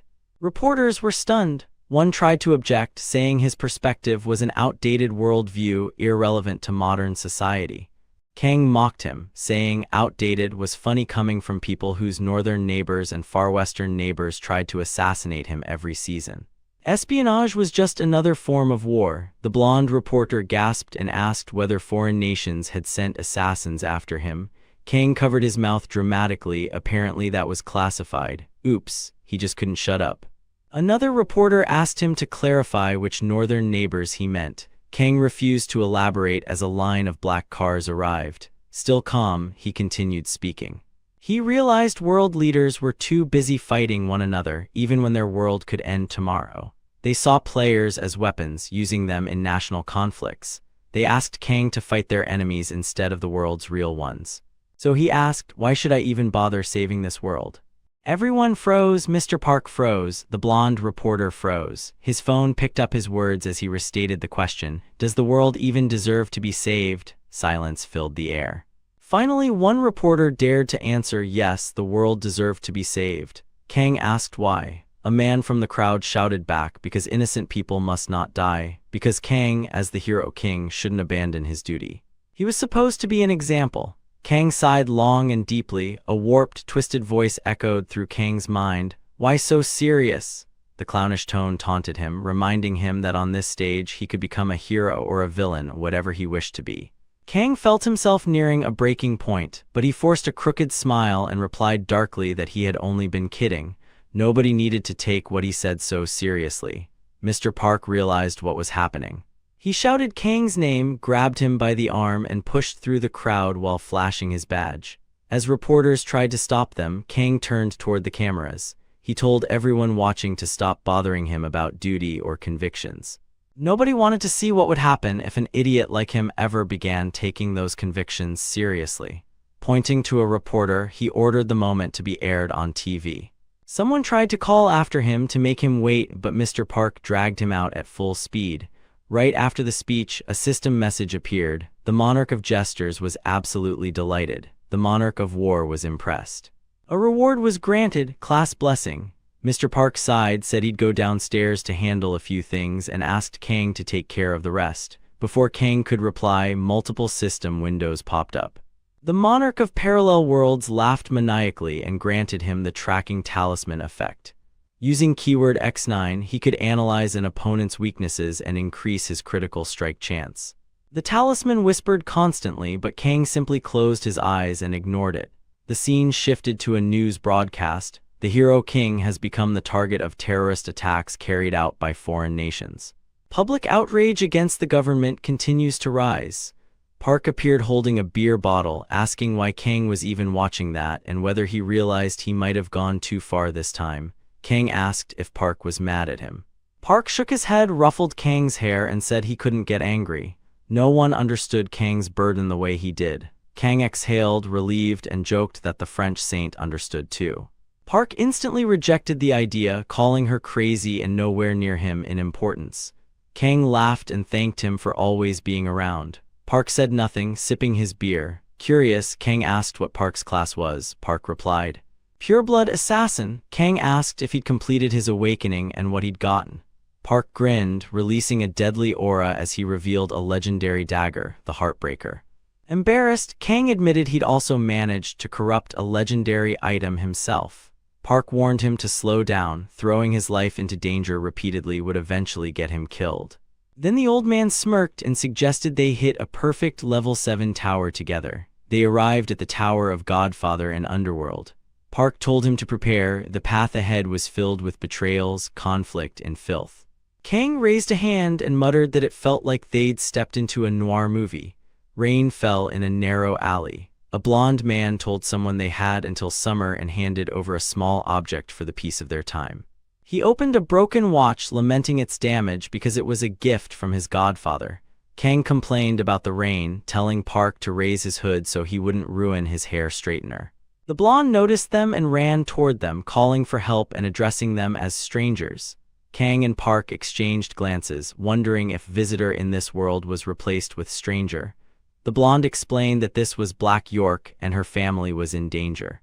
Kang said danger was their specialty. He glanced at the huge orbs she carried and realized he'd assumed she was a boy until now. She ushered them inside, saying she would take them to her boss. Inside, she explained the city was controlled by 5 underworld families: Capone, Falcone, Gambino, Sanchez, and Kyo. A meeting was set in 3 days to decide ownership of major businesses. But her godfather, head of the Capone family, had been killed along with several executives. Kang asked about the godfather. She told him she had been an orphan until her ability surfaced, but it wasn't useful. Her godfather adopted her and her life improved. He had been her savior. Kang nodded while Park poked around curiously. She continued, during the attack she managed to save only her savior's son, who was now head of the family. A man with a cigar welcomed them, introducing himself as the president of Capone Enterprises, the boss of the Capone family. Mr. Park blurted out that the kid was the boss. A blonde boy stepped forward, snapping at Park and declaring himself Vito Capone, legitimate heir and head of the Capone family. The woman told Park to calm down, adding that foreigners were bad at judging character. Vito radiated charisma. Park was left flustered. The boy covered his mouth dramatically and told Rebecca to continue. Rebecca explained they wanted to restore the Capone family's glory. They needed to acquire as many businesses as possible at the upcoming meeting and eliminate the ones who killed the former boss and executives, as well as the mastermind behind it all. Kang asked if they suspected anyone. Rebecca said any of the 4 other family heads or all of them together, though Gambino was the prime suspect. Kang studied the photos and asked if he could kill them all. Rebecca said that would be fine. Any enemy of the family was marked for elimination anyway. Kang glanced at Vito, saying the boy didn't seem to agree. The kid nearly had a heart attack before insisting that the Capones reached their peak under his father, and Rebecca saw how he accomplished it. Anything she said reflected the Capone way. He never disagreed with her. Kang replied that Vito was the boss, not Rebecca. Panicking, the boy muttered that she knew more than he did. Kang cut him off, concluding the boy also wanted to kill them all. Vito, rubbing his head, said he'd rather keep things steady until they were certain, like his father did. He looked at Rebecca for validation and she smiled, calling him adorable. Mr. Park stretched and commented that infighting between 5 crime families was a strange thing. Kang decided they'd strike the Kyo family first since they were closest. Resting his chin on his hand, he teased Park for sounding like a cliché villain. Park replied that no better time existed to act like one, the world was just a game. Moments later, the 2 of them stormed into a building. Guards demanded to know who they were. Blood splattered almost immediately. Park announced anyone wanting to surrender should speak now. A guard shouted profanity and refused. Park tore through them, looking like he was actually enjoying himself. Kang muttered in admiration that the old man really was having fun. Then a man burst out of a door, yelling that they were cowards for attacking right before the meeting. It was Kyo himself. Park grabbed a soldier by the collar and asked Kang if the guy could fly, then threw him straight at Kyo and invited Kang to join the fun. Kang smirked and agreed. Park reminded him he was supposed to be relaxing. Kang looked confused but chuckled, firing ice crystals to clear a path. As Park charged Kyo, Kang dispatched the extras. Suddenly, a shoe appeared outside, clearly a woman's. But instead of a waifu, it was a mysterious woman hovering outside the house, observing Park's slaughter. Both Kang and Park noticed. Kang wondered aloud if she was crow-related, sensing something deeper behind this world. She flew off. The chapter ended. The next target was the Gambino family. Watching the chaos, Kang muttered that Park was tearing everything apart. He wondered what the old man was doing here, unable to recall the last time he saw Park fight seriously. Meanwhile, Noir's the shadow whales devoured everything. Kang muttered he didn't want Park seeing that power. Grinning at Noir, he ordered him to eat every last one of them. Noir burped, calling Kang lazy. Kang shrugged, he was off duty. Later, at a diner, Park asked Kang how he wasn't sick of cheeseburgers after eating them every meal. Kang replied through mouthfuls that they were amazing. Park hinted there might be something even better. Kang playfully said nothing was worse than a bad restaurant during a holiday. He then asked what Gambino had revealed. Park's expression hardened. Gambino knew nothing. Kang teased him for promising to handle everything. Park insisted Gambino wouldn't cause trouble at the meeting. He guaranteed it. He could be trusted. Meanwhile, Gambino, coughing blood, cursed the Sanchez and Falcone families for dragging him into this mess. Nobody was returning his calls. Park told him he had 72 hours before blood flow would stop and his heart would explode unless Park released his pressure points. Gambino immediately agreed to avoid joining the bidding war and supported investigating the mastermind. Park pointed at his temple, satisfied, and left. Gambino crushed his cigar in fury. Back at the diner, Kang chewed on ice. Park scolded him for ruining his teeth. They'd learn more at the meeting. Park suspected even more groups were involved beyond the 5 families. Crows circled overhead, still watching. The Capone family arrived at the summit. Vito and Gambino sat at a table. The mummy-like man, Marcellus Keogh, leader of the Keogh family, complained they were late. Gambino replied they were 2 men down. Vito trembled, insisting Sanchez and Falcone murdered his father. Rebecca urged caution and asked him to wait. He trusted her completely. Rebecca's demeanor felt off. A thug burst into the room, delivering news. Both the Sanchez and Falcone families had been wiped out. Vito concluded another enemy was involved. Park agreed, he had suspected as much. The 5 families were too weak. Kang, finishing another burger, was disappointed. He'd hoped he had grown stronger. A click echoed. A light flickered on. The Crow woman appeared on stage. She condemned them as vile pests who profane the city, conspiring with corrupt politicians, exploiting the poor, extorting and blackmailing everyone. She declared she had exposed their sins and that she, Necro, would bring justice. Vito shouted, asking if she killed Sanchez and Falcone. Necro stomped the ground and declared that yes, those worms deserved to die just like his father. She hurled razor-sharp feathers at Vito. Rebecca stepped in front of him and shouted for him to get back. Nightcrow, stunned, realized Rebecca had blocked the attack. Then memories surfaced. Mr. Capone's death and Vito claiming Rebecca was the killer. Necro hissed that she had heard the same. With a twisted smile, she vowed vengeance. Kang leapt into the fight, muttering that too many people in the world deserved to die. Noir devoured everything in one strike. Kang patted him and said that was the real enemy, but he spoke too soon. Necro dodged in the next chapter and slashed through Noir's shadow. Noir yelped in pain. Kang realized she was stronger than expected. He lunged, grabbed her cloak, pointed a finger gun, and said bang. The death mark triggered, dropping her dexterity and evasion by 1,000 points.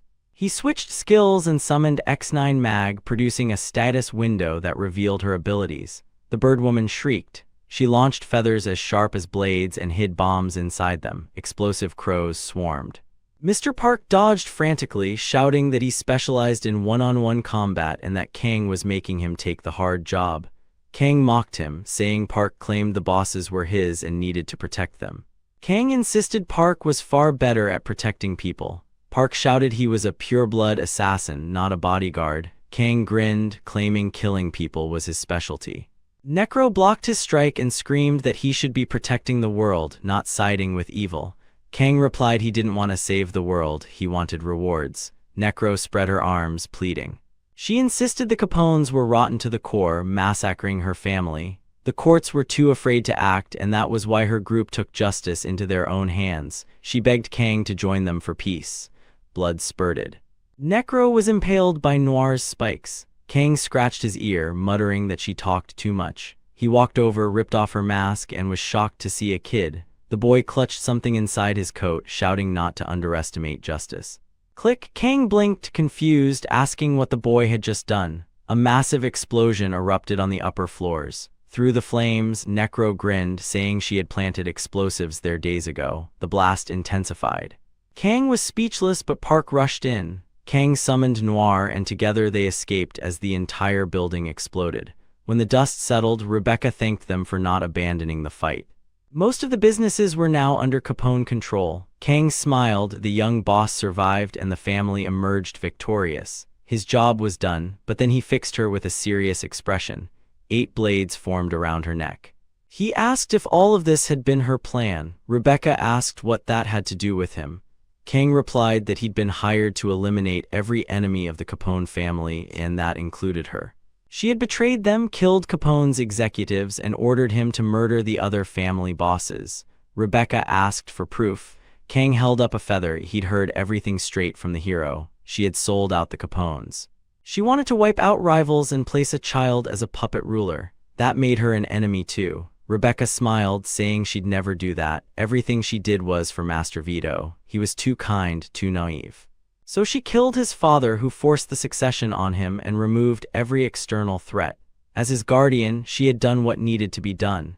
Kang replied that she'd stabbed the man who raised her in the back to control the city using a child. Mr. Park stepped forward. She wasn't a guardian, she had made the boy helpless to profit from him. Rebecca taunted them, they had no proof. Park opened a door. A boy stood there, crying. Rebecca froze, he had heard everything.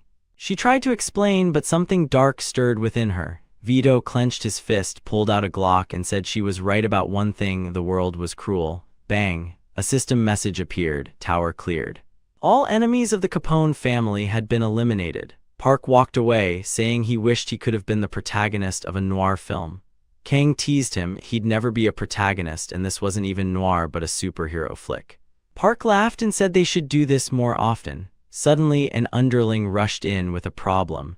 A level 5 tower in Sue was on the verge of a break. Both froze. Kang even began sweating. The next chapter explained that the tower had been challenged by association players. They failed their first attempt but escaped. One yelled that failing cost each member 3 points, they'd all been demoted. Another argued they could fix it by clearing the tower on hard mode. The others stared at him as if he'd lost his mind. Their mushroom-headed leader yelled that they'd worked hard to gain their rank. Did he want to be back under the association's leash? The others muttered no. They entered the tower again on hard mode. Result: total annihilation. Kang said he'd heard the association's point system was strict, but this was insanity. He thought about the tower break. It was rare now, but common during the first 2 seasons. Back then, failure was normal and consequences brutal. Thousands died, including loved ones, but now things were different. He opened his stash of unused equipment and skill cards. 3 items appeared, 1 legendary, 2 rare: the storyteller's tracking talisman, the bracelet of the wind, and the ring of power. Among the cards, 2 were legendary: an overcoat reducing defense but massively boosting evasion and dexterity, and the shadow mantle, spreading darkness. He fully geared up for the tower break, swapping bracelets and adjusting abilities. The system announced the tower break would begin. Kang stepped out of the car looking like a total Chad. The crowd screamed as the hero king arrived. He wasn't happy. He stared at the sky, sensing something wrong. As people cheered ignorantly, something emerged from the portal. A crimson flash lit the sky. The countdown began. People yelled for alertness. Kang placed a hand on a hero's shoulder and warned them. If they got caught in his skills, they would die. If they couldn't keep up, they would die. In fact, everyone except him would die. The tower break began. Monsters poured out. Kang unleashed full shadow power. Other heroes fled instantly. Creatures swarmed: orcs, lizard creatures, bizarre shapes. Kang realized these monsters weren't even from this tower. Something was terribly wrong. Then a reporter in a helicopter shouted, "Take a look at this, folks!" The hero king stood alone on the battlefield, holding back an entire level 5 tower break on hard mode. Even with critics constantly questioning him, his overwhelming skill left no room for doubt. Above him, a reporter hovered recklessly in a helicopter, narrating the chaos as if his own safety meant nothing. Kang glanced up, thinking the guy must either be fearless or utterly insane. Someone ought to give that man a trophy. Then the sky split with streaks of red lightning. The system boomed, "Entertain me more." The monarch of the abyss was summoning a deeper darkness into the world. The reporter kept broadcasting, explaining that the portal had changed color, a clear sign an abyssal monster was emerging. Meanwhile, Kang kept tearing through monsters, muttering that the reporter was way too committed to his job. He warned him to leave before he threw him into the swarm.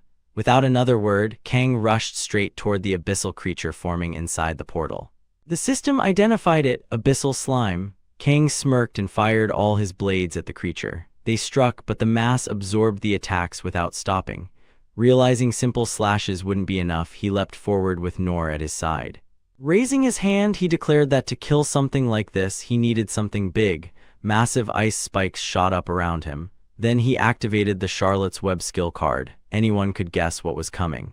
A colossal web exploded outward, threads slicing cleanly through the slime as it wrapped around the monstrosity. The abyssal creature was shredded into perfect cubes. Nor practically danced with joy as he devoured the scattered chunks one after another. The system chimed, abyssal slime defeated, tower break stopped. The monarch of the abyss expressed pleasure at the spectacle and granted him the abyssal jewel, and right on cue, the familiar sound of chaos returned. Reporters, thousands of them. A swarm of 5,000 journalists surged toward him, shouting that the hero king had stopped the entire tower break single-handedly. Microphones, cameras, shouts, they smothered the scene all at once. News about Kang stopping the tower break spread everywhere. Every station, every broadcast, every online feed replayed the footage. People criticized the player association relentlessly, calling it useless, asking what else they should have expected from that organization. Reporters explained the association players had failed their first attempt, feared the penalties, and rushed into the tower again on hard mode just to regain their points. That desperate choice led directly to the disaster. Guys, that's the end of the video. If you liked this video, please leave a comment in the comment section. Also subscribe to the channel and hit the bell icon. Like the video and share it too. Thank you for watching and see you next time again.